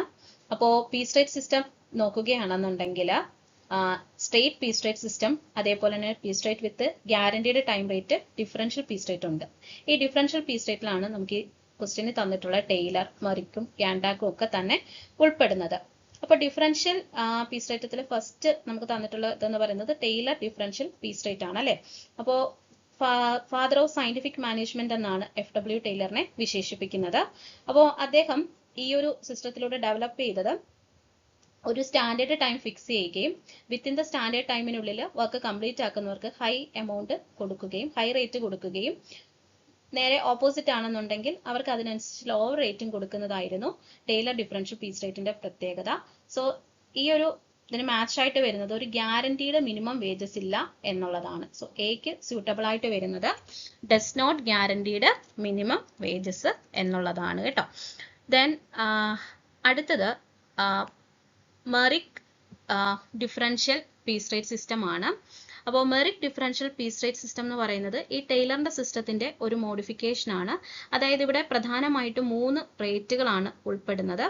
അതിൽ അപ് ടു 83% വരെ ബേസിക് പീസ് റേറ്റും ഫ്രം 83 to 100 വരെ 100 to 110 വരെ ബേസിക് പീസ് റേറ്റും, അതേപോലെ തന്നെ എബോവ് 100 എന്ന് പറയുമ്പോൾ 120% വരെ ബേസിക് പീസ് റേറ്റ് എന്നുള്ള രീതിയിലാണ് ഈ ഒരു Merrick differential piece rate system develop ചെയ്തിട്ടുള്ളത്. സോ അപ്പോൾ ഈ 83% up to 83% efficiency basic piece rate എന്നുള്ളതാണ് സ്യൂട്ടബിൾ ആയിട്ട് വരുന്നത്. പിന്നെ അടുത്തതെന്ന് പറയുന്നത് ഗ്യാൻഡാക് ബോണസ് പ്ലാൻ ആണ്. അപ്പോൾ ഗ്യാൻഡാക് ബോണസ് പ്ലാൻ എന്ന് പറയുമ്പോൾ സ്യൂട്ടബിൾ ആയിട്ട് വരുന്ന ഓപ്ഷൻ എന്ന് പറയുന്നത് standard output 20% of time rate bonus എന്നുള്ളതാണ്. ആൻഡ് ഹോൾസി പ്രീമിയം ബോണസ് പ്ലാനകത്ത് പറയുന്നത് 50% of wages of time saved as bonus എന്നുള്ളതുമാണ് കേട്ടോ. അപ്പൊ ഇത്രയുമാണ് ഈ ഒരു ഏരിയയിൽ നിന്നും നിങ്ങൾ കവർ ചെയ്യേണ്ട പോർഷൻസ് എന്ന് പറയുന്നത്. പ്രോഫിറ്റ് വോളിയം റേഷ്യോ വളരെ കോമൺ ആയിട്ട് വരുന്ന ഒരു ക്വസ്റ്റ്യൻ ആണ്. അപ്പൊ ഇതിൽ തന്നിരിക്കുന്ന ഇൻഫർമേഷൻസിൽ നിന്നും കാൽക്കുലേറ്റ് ചെയ്യേണ്ടത് പ്രോഫിറ്റ് ആണ്. അതായത് മാർജിൻ ഓഫ് സേഫ്റ്റി സെയിൽസ് തന്നിട്ടുണ്ട്, പ്രോഫിറ്റ് വോളിയം റേഷ്യോ തന്നിട്ടുണ്ട്, അതിൽ നിന്നും എന്ത് കണ്ടുപിടിക്കണം? പ്രോഫിറ്റ് കണ്ടുപിടിക്കണം. ഓക്കെ, അപ്പോൾ ഈ മാർജിൻ ഓഫ് സേഫ്റ്റി കാൽക്കുലേറ്റ് ചെയ്യാൻ വേണ്ടിയിട്ട് ഉപയോഗിക്കുന്ന നോർമൽ ആയിട്ടുള്ള ഇക്വേഷൻ എന്ന് പറയുന്നത് profit divided by PV ratio ആണ്. അപ്പോൾ നമുക്ക് ഈ ഇക്വേഷനകത്ത് പ്രോഫിറ്റ് തന്നിട്ടില്ല, PV റേഷ്യോ മാർജിൻ ഓഫ് സേഫ്റ്റിയും ഉണ്ട്. അങ്ങനെയാണെങ്കിൽ മാർജിൻ ഓഫ് സേഫ്റ്റിയോടൊപ്പം പ്രോഫിറ്റ് വോളിയം റേഷ്യോ മൾട്ടിപ്ലൈ ചെയ്യുമ്പോഴാണ് പ്രോഫിറ്റ് ലഭിക്കുന്നത്. അതായത് മാർജിൻ ഓഫ് സേഫ്റ്റി കാൽക്കുലേറ്റ് ചെയ്യാൻ വേണ്ടിയിട്ട് profit divided by PV ratio എന്നൊരു ഇക്വേഷൻ ആണ് ഉപയോഗിക്കുന്നത്. അപ്പോൾ ഇവിടെ പ്രോഫിറ്റ് കാൽക്കുലേറ്റ് ചെയ്യാൻ എന്ത് ചെയ്താൽ മതി? മാർജിൻ ഓഫ് സേഫ്റ്റി സെയിലിനോടൊപ്പം PV റേഷ്യോ മൾട്ടിപ്ലൈ ചെയ്താൽ മതി. ഇനി എന്താ മാർജിൻ ഓഫ് സേഫ്റ്റി എന്ന് പറയുന്നത്? എക്സ്പെക്ടഡ് പ്രോഫിറ്റബിലിറ്റിയും ബ്രേക്ക് ഈവൻ പോയിന്റിലെ സെയിലും തമ്മിലുള്ള കമ്പാരിസനെയാണ്, അല്ലെങ്കിൽ ആ ഒരു ഡിഫറൻസ് എമൗണ്ട് തന്നെയാണ് മാർജിൻ ഓഫ് സേഫ്റ്റി എന്ന് പറയുന്നത്. അപ്പോൾ മാർജിൻ ഓഫ് സേഫ്റ്റി എന്ന് പറയുന്നത് 2 lakh, അതുപോലെ പ്രോഫിറ്റ് വോളിയം റേഷ്യോ 40% എന്ന് പറയുമ്പോൾ 0.40 വരും. അപ്പോൾ ആൻസർ വരുന്നത് 80,000 ആണ്. അപ്പം ഓപ്ഷൻ ബി ആണ് റൈറ്റ് ആൻസർ എന്ന് പറയുന്നത്. കോസ്റ്റ് ആൻഡ് മാനേജ്മെന്റ് അക്കൗണ്ടിങ്ങിൽ പ്രോബ്ലം അതുപോലെ തന്നെ തിയറിയും നമുക്ക് ക്വസ്റ്റ്യൻസിൽ വരാൻ സാധ്യതയുണ്ട്. അപ്പോൾ ഇപ്പോൾ റിപ്പീറ്റ് ആയിട്ട് വരുന്ന ക്വസ്റ്റ്യൻ പാറ്റേൺ നോക്കുകയാണെങ്കിൽ റേഷ്യോ അനാലിസിസിൽ നിന്നും ഒന്നിലധികം പ്രോബ്ലംസ് ചോദിച്ചു വരാറുണ്ട്. അപ്പോൾ ഫസ്റ്റ് ക്വസ്റ്റ്യൻ എന്ന് പറയുന്നത് നമുക്ക് ഈസി ആയിട്ട് അറിയാൻ പറ്റുന്നൊരു കാര്യം തന്നെയാണ്. ലിക്വിഡിറ്റി റേഷ്യോന് എക്സാമ്പിൾ ആണ്. ക്യുക്ക് റേഷ്യോ എന്ന് പറയുന്നത് ലിക്വിഡിറ്റി റേഷ്യോ ആണ്. ക്യുക്ക് റേഷ്യോ എന്ന് പറയുമ്പോൾ കറണ്ട് അസറ്റിനോടൊപ്പം ഇൻവെന്ററി ഒഴിവാക്കിയിട്ടുള്ളതാണ് ക്യുക്ക് അസറ്റ് എന്ന് പറയുന്നത്. ക്യുക്ക് അസറ്റും കറണ്ട് ലയബിലിറ്റിയും തമ്മിലുള്ള റേഷ്യോ ആണ് ക്യുക്ക് റേഷ്യോ എന്ന് പറയുന്നത്. ഇനി ഡിവിഡൻഡ് ഈൽഡ് റേഷ്യോ ആണ് അടുത്തതായിട്ട് കാൽക്കുലേറ്റ് ചെയ്യേണ്ടത്. ഡിവിഡൻഡ് ഈൽഡ് റേഷ്യോ കാൽക്കുലേറ്റ് ചെയ്യണമെങ്കിൽ ഡിവിഡൻഡ് പെർ ഷെയറും മാർക്കറ്റ് പ്രൈസ് പെർ ഷെയറും ആണ് ആവശ്യമായിട്ടുള്ളത്. അതായത് dividend per share divided by market price per share. ഇവിടെ ഡിവിഡൻഡ് പെർ ഷെയർ എന്ന് പറയുന്നത് 10 ആണ് നമുക്ക് തന്നിട്ടുള്ളത്. And market price per share തന്നിട്ടുള്ളത് 200 ആണ്. അപ്പോൾ 10/200 എന്ന് പറയുമ്പോൾ നമുക്ക് ഈസി ആയിട്ട് തന്നെ ആൻസർ ലഭിക്കും. 0.05 ആണ് ആൻസർ എന്ന് പറയുന്നത്. സോ അടുത്തൊരു ക്വസ്റ്റ്യൻ എന്ന് പറയുന്നത് ക്യാപിറ്റൽ ഗിയറിംഗ് റേഷ്യോ കാൽക്കുലേറ്റ് ചെയ്യാൻ വേണ്ടിയിട്ടാണ്. അപ്പോൾ ക്യാപിറ്റൽ ഗിയറിംഗ് റേഷ്യോ എന്ന് പറയുന്നത് ഫിനാൻഷ്യൽ ലിവറേജ് റേഷ്യോ എന്ന് പറയുന്നുണ്ട്. ഫിനാൻഷ്യൽ ലിവറേജ് എന്ന് പറയുമ്പോൾ ഫിക്സഡ് ഇൻട്രസ്റ്റ് ബിയറിംഗ് ഫണ്ടുകളും അതേപോലെ തന്നെ ഇക്വിറ്റി ഷെയർ ക്യാപിറ്റലും കൂടി ചേരുന്നതാണ് ഫിനാൻഷ്യൽ ലിവറേജ് അല്ലെങ്കിൽ ട്രേഡിംഗ് ഓൺ ഇക്വിറ്റി എന്ന് പറയുന്നത്. ഇവിടെ ഫിക്സഡ് ഇൻട്രസ്റ്റ് ബിയറിംഗ് ഫണ്ടുകൾ എന്ന് പറയുമ്പോൾ പ്രിഫറൻസ് ഷെയർ ക്യാപിറ്റലും ഡിബഞ്ചേഴ്സും തന്നിട്ടുണ്ട്. So capital gearing ratio calculate ചെയ്യുന്നത് fixed interest bearing fund divided by equity share holders fund. അപ്പോൾ ഫിക്സഡ് ഇൻട്രസ്റ്റ് ബിയറിംഗ് ഫണ്ട് എന്ന് പറയുമ്പോൾ ഈ 6 lakhും 4 lakhും കൂടി ചേർന്നുകൊണ്ട് 10 lakh ആണ് വരുന്നത്. ഓക്കെ, ഈ 10 lakhിൽ നിന്നും നമ്മൾ ഡിവൈഡ് ചെയ്യേണ്ടത് എന്താണ് ഈ ബാക്കി ഇക്വിറ്റി ഷെയർ ഹോൾഡേഴ്സ് ഫണ്ടായിട്ടുള്ള 25 lakhിനെയാണ്. അപ്പോൾ 10 lakh ഡിവൈഡഡ് ബൈ 25 lakh എന്ന് പറയുമ്പോൾ ആൻസർ നമുക്ക് വളരെ ഈസി ആയിട്ട് തന്നെ ലഭിക്കും. 0.404 ആണ് ആൻസർ ആയിട്ട് ലഭിക്കുന്നത്. അപ്പോൾ fixed interest bearing fund divided by equity share holders fund then നമുക്ക് ആൻസർ ലഭിക്കുന്നതാണ്. ഓക്കെ, അപ്പോൾ ഈ ലിക്വിഡിറ്റി റേഷ്യോ എന്ന് പറയുമ്പോൾ ഷോർട്ട് ടേം ആയിട്ടുള്ള അസറ്റ്സും ലയബിലിറ്റീസും ആണ് ഉൾപ്പെടുന്നത്. ആൻഡ് ക്യുക്ക് റേഷ്യോ എന്ന് പറയുന്നത് ഓൾറെഡി അസറ്റ് ടെസ്റ്റ് റേഷ്യോ എന്നുകൂടി പറയുന്നുണ്ട്. ഇതിൽ ഏറ്റവും ലിക്വിഡ് ആയിട്ടുള്ള അസറ്റുകളാണ് ഉൾപ്പെടുന്നത്, എക്സ്ക്ലൂഡിംഗ് ഇൻവെന്ററി ആണ്. And inventory turn over ratio എന്ന് പറയുന്നത് ഒരു ആക്ടിവിറ്റി റേഷ്യോ ആണ്. അതായത് എങ്ങനെയാണ് ഇൻവെന്ററി എഫിഷ്യൻ്റ് ആയിട്ട് മാനേജ് ചെയ്യുന്നത് എന്നുള്ളത് മെഷർ ചെയ്യാൻ വേണ്ടിയിട്ടാണ് ഇൻവെന്ററി ടേൺ ഓവർ റേഷ്യോ ഉപയോഗിക്കുന്നത്. ആൻഡ് ഡെപ്റ്റ് ഇക്വിറ്റി റേഷ്യോ എന്ന് പറയുന്നത് ഒരു സോൾവൻസി റേഷ്യോ ആണ്, അതുപോലെ തന്നെ അതൊരു ഡെപ്റ്റ് റേഷ്യോയുമാണ്. പ്രത്യേകിച്ചും ഒരു കമ്പനിയുടെ ലോങ് ടേം എബിലിറ്റിനെയാണ്, അതായത് ഒബ്ലിഗേഷൻസ് മീറ്റ് ചെയ്യാൻ ഒരു ലോങ് ടേം എബിലിറ്റിനെയാണ് ഇവിടെ മെഷർ ചെയ്യപ്പെടുന്നത്. ഫിനാൻഷ്യൽ മാനേജ്മെന്റ് ആൻഡ് മാർക്കറ്റിംഗ് മാനേജ്മെന്റിൽ നമുക്ക് ഒരുപാട് ക്വസ്റ്റ്യൻസ് തിയറി ആൻഡ് പ്രോബ്ലംസ് ചോദിക്കാറുണ്ട്. അപ്പോൾ നമുക്ക് ആദ്യമേ തന്നെ ഈ ഒരു പ്രോബ്ലം ചെയ്തിട്ട് തിയറി ഏരിയയിലേക്ക് പോകാം. അപ്പോൾ പേ ബാക്ക് പീരീഡ് കാൽക്കുലേറ്റ് ചെയ്യാൻ വേണ്ടിയിട്ടാണ്, അതും post pay back period calculate ചെയ്യാന്നുള്ളതാണ്. അതും പോസ്റ്റ് പേ ബാക്ക് പീരീഡിൽ ലഭിക്കുന്ന റിട്ടേൺ എത്രയാണ്, ഒരു പ്രോജക്റ്റിന് പോസ്റ്റ് പേ ബാക്ക് പീരീഡിൽ നിന്ന് ലഭിക്കുന്ന റിട്ടേൺ എന്താണ്. ആദ്യം എന്താണ് ഈ പേ ബാക്ക് പീരീഡ് എന്ന് മനസ്സിലാക്കണം. നമ്മളൊരു പ്രോജക്റ്റിലേക്ക് ഒരു തുക ഇൻവെസ്റ്റ് ചെയ്യുവാണ്. ആ തുക എത്ര വർഷത്തിനുള്ളിൽ നമുക്ക് തിരികെ ലഭിക്കുന്നു, ആ തിരികെ ലഭിക്കുന്നത് വരെയുള്ള കാലയളവാണ് പേ ബാക്ക് പീരീഡ് എന്ന് പറയുന്നത്. ഫോർ എക്സാമ്പിൾ പറയുകയാണെങ്കിൽ നിങ്ങൾ ഒരു 10 ലക്ഷം രൂപ ഇൻവെസ്റ്റ് ചെയ്തു, അതിൽ ഓരോ വർഷവും നമുക്ക് ഇത്രത്തോളം ക്യാഷ് ഫ്ലോ ലഭിച്ചു. നമുക്ക് 5 years ആയപ്പോൾ ഈ 10 ലക്ഷം തിരികെ ലഭിക്കുന്ന രീതിയിലാണ് ആ ഒരു പ്രോജക്റ്റ്. അപ്പോൾ ഇവിടെ ആ ഒരു 5 years ആണ് പേ ബാക്ക് പീരീഡ് എന്ന് പറയുന്നത്. ഇവിടെ നമുക്ക് ഇനിഷ്യൽ ഇൻവെസ്റ്റ്മെന്റ് തന്നിട്ടുണ്ട് 20 lakh ആണ് തന്നിട്ടുള്ളത്. ക്യാഷ് ഫ്ലോസ് എന്ന് പറയുന്നത് 3 lakh, 6 lakh, 6 lakh and 10 lakh. അപ്പോൾ ഇത് സിമ്പിൾ ആയിട്ട് നമുക്ക് ചെയ്യാൻ പറ്റും. ഈ 4 വർഷത്തിനുള്ളിൽ തന്നെ ഇൻവെസ്റ്റ് ചെയ്ത തുക തിരികെ ലഭിച്ചു. അത് കാൽക്കുലേറ്റ് ചെയ്യുമ്പോൾ അറിയാൻ സാധിക്കും. ആദ്യം ലഭിച്ചത് 3 lakh ആണ്, അതായത് 20 ലക്ഷം ഇൻവെസ്റ്റ് ചെയ്തു, അതിൽ ആദ്യം ക്യാഷ് ഇൻഫ്ലോ ആയിട്ട് ലഭിച്ചത് 3 lakh ആണ്. അടുത്ത ഇയർ ആയപ്പോൾ 6 lakh ആയി. അപ്പോൾ 3 lakh + 6 എന്ന് പറയുന്നത് 9 വരും, 9 + 6 എന്ന് പറയുന്നത് 15 വരും. ആൻഡ് അടുത്ത ഇയറിൽ കിട്ടിയത് 10 ആണ്. അപ്പോൾ 25 lakh ആണ് ഈ 4 വർഷത്തിനുള്ളിൽ ലഭിച്ചത്. അപ്പം 4 വർഷത്തിനുള്ളിൽ തന്നെ 25 lakh ലഭിച്ചു. ആൻഡ് പ്രോജക്റ്റ് പീരീഡിനുള്ളിൽ നമുക്ക് ലഭിച്ചത്, അതായത് പ്രോജക്റ്റ് ഈ ഒരു 4 വർഷം കംപ്ലീറ്റ് ആകുന്നതിനുള്ളിൽ 25 lakh ലഭിച്ചു. പക്ഷെ ഇൻവെസ്റ്റ് ചെയ്ത തുക 20 lakh ആണ്. അപ്പോൾ പോസ്റ്റ് പേ ബാക്ക് റിട്ടേൺ എന്ന് പറയുന്നത്, അതായത് പേ ബാക്ക് പീരീഡ് കഴിഞ്ഞതിന് ശേഷം നമുക്ക് ലഭിച്ച റിട്ടേൺ എന്ന് പറയുന്നത് എത്രയാണ്? 5 lakh ആണ് കേട്ടോ. ഇനി അടുത്ത ക്വസ്റ്റ്യനിലേക്ക് പോകാം. 2 സ്റ്റേറ്റ്മെന്റുകൾ തന്നിട്ടുണ്ട്. അതായത് ഫസ്റ്റ് വൺ എന്ന് പറയുന്നത് the more distant on cash flow after taxes, the higher is the profit volume ratio of such cash flows. And second തന്നിട്ടുള്ളത് ഒരു ഇൻഡിപെൻഡന്റ് ഇൻവെസ്റ്റ്മെന്റ് പ്രോജക്റ്റില് നെറ്റ് പ്രസന്റ് വാല്യൂ 0 ആകുമ്പോൾ ഇന്റർണൽ റേറ്റ് ഓഫ് റിട്ടേണും cost of ക്യാപിറ്റലും equal ആകുന്നു എന്നുള്ളതാണ്. ഈ statement true or false കണ്ടെത്തുക എന്നുള്ളതാണ്. സോ ഓക്കെ, അപ്പോൾ ഈ ഒരു സ്റ്റേറ്റ്മെന്റിൽ ഫസ്റ്റ് സ്റ്റേറ്റ്മെന്റ് എന്ന് പറയുന്നത് റോങ് സ്റ്റേറ്റ്മെന്റ് ആണ്. നമുക്ക് ഈസി ആയിട്ട് മനസ്സിലാക്കാൻ പറ്റും. ടൈം വാല്യൂ ഓഫ് മണിയുടെ അടിസ്ഥാനത്തിൽ പറയുന്നത് it's better to receive money sooner than later എന്നുള്ള രീതിയിലാണ്. സോ ഇവിടെ the more distant of cash flow after tax the higher is the present value of cash flows എന്ന് പറയുമ്പോൾ അതൊരു തെറ്റായ പ്രസ്താവനയാണ്. The time value of money indicates that the future cash flow is worthless today, and the longer you have to wait for the cash flow, the more is discounted. Therefore, the more distant cash flow will have the lower present value, not higher one due to discounting it. And second statement വന്നിട്ട് correct ആയിട്ടുള്ള ഒരു statement ആണ്. Because ഒരു investment പ്രോജക്റ്റിലെ net present value 0 ആകുന്നതെന്ന് വെച്ച് കഴിഞ്ഞാൽ ആ പ്രോജക്റ്റിൽ നിന്നുള്ള റേറ്റ് ഓഫ് റിട്ടേണും കോസ്റ്റ് ഓഫ് ക്യാപിറ്റലും എന്താണ്, തുല്യമാണ് എന്നുള്ളതാണ്. അപ്പൊ നെറ്റ് പ്രസന്റ് വാല്യൂ എന്ന് പറയുന്നത് പ്രസന്റ് വാല്യൂവിന്റെ സം ആണ്, അതായത് ക്യാഷ് ഇൻഫ്ലോസ് ആണ്. എല്ലാം കൂടി ഒരു പ്രോജക്റ്റിൽ നിന്ന് ലഭിക്കുന്ന ആ ഒരു സം ഓഫ് എമൗണ്ടിനെയാണ് നെറ്റ് പ്രസന്റ് വാല്യൂ എന്ന് പറയുന്നത്. ആൻഡ് നെറ്റ് പ്രസന്റ് വാല്യൂ 0 ആവുക എന്ന് വെച്ച് കഴിഞ്ഞാൽ ഇന്റർണൽ റേറ്റ് ഓഫ് റിട്ടേണും അതേപോലെ തന്നെ, അതായത് ഒരു പ്രോജക്റ്റിൽ നിന്ന് ലഭിക്കുന്ന റിട്ടേണും അതേപോലെ തന്നെ കോസ്റ്റ് ഓഫ് ക്യാപിറ്റലും ഈക്വൽ ആകുമ്പോഴാണ്, അല്ലെങ്കിൽ മറ്റൊരു രീതി പറയുന്നത് നെറ്റ് പ്രസന്റ് വാല്യൂ 0 എന്ന് പറഞ്ഞു കഴിഞ്ഞാൽ internal rate of return and cost of capital എന്ന് പറയുന്നത് ഈക്വൽ ആണ് എന്നുള്ളതാണ്. അപ്പോൾ അടുത്തൊരു ക്വസ്റ്റ്യൻ എന്ന് പറയുന്നത് ഒരു പ്രോബ്ലം ആണ് ഫിനാൻഷ്യൽ മാനേജ്മെന്റിൽ നിന്നും. A firm cost of equity capital is 20%, average tax rate 40%, and brokerage is 3%, expected by shareholders. What is the cost of retained earnings? അതായത് കോസ്റ്റ് ഓഫ് ക്യാപിറ്റലിനകത്ത് വരുന്ന പ്രധാനമായിട്ടുള്ള ഒരു ക്വസ്റ്റ്യൻ ആണ് കോസ്റ്റ് ഓഫ് റീറ്റേൺഡ് ഏർണിങ്സ് എന്ന് പറയുന്നത്.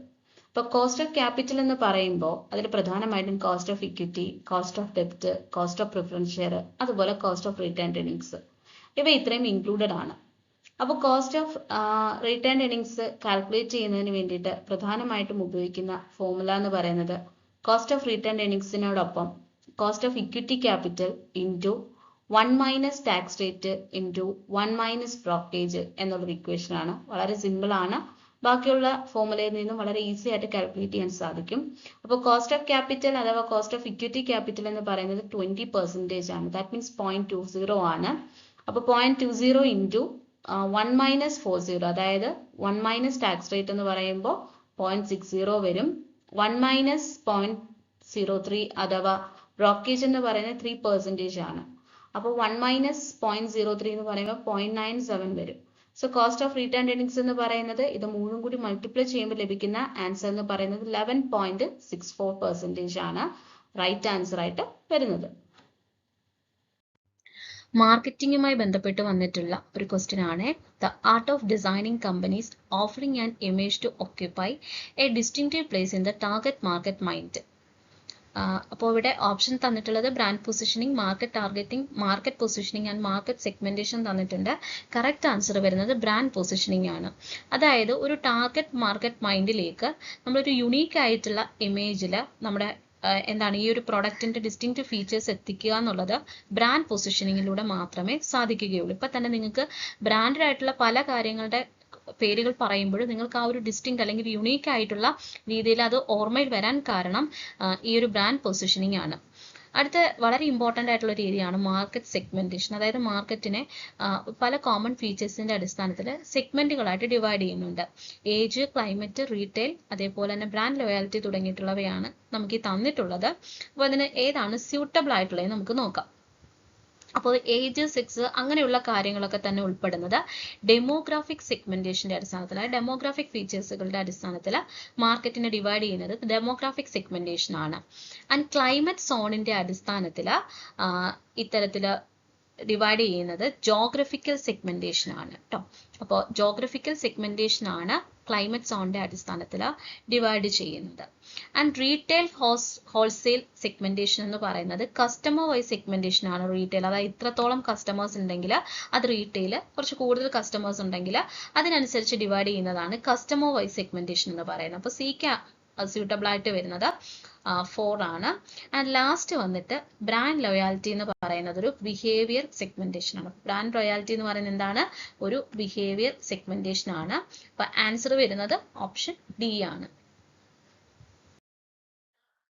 Hi everybody. അപ്പോൾ നമ്മളിന്ന് നമ്മുടെ പരീക്ഷയ്ക്ക് തൊട്ട് മുന്നേ ഉള്ള ഒരു റാപ്പിഡ് റിവിഷൻ വീഡിയോയാണ് ചെയ്യുന്നത്.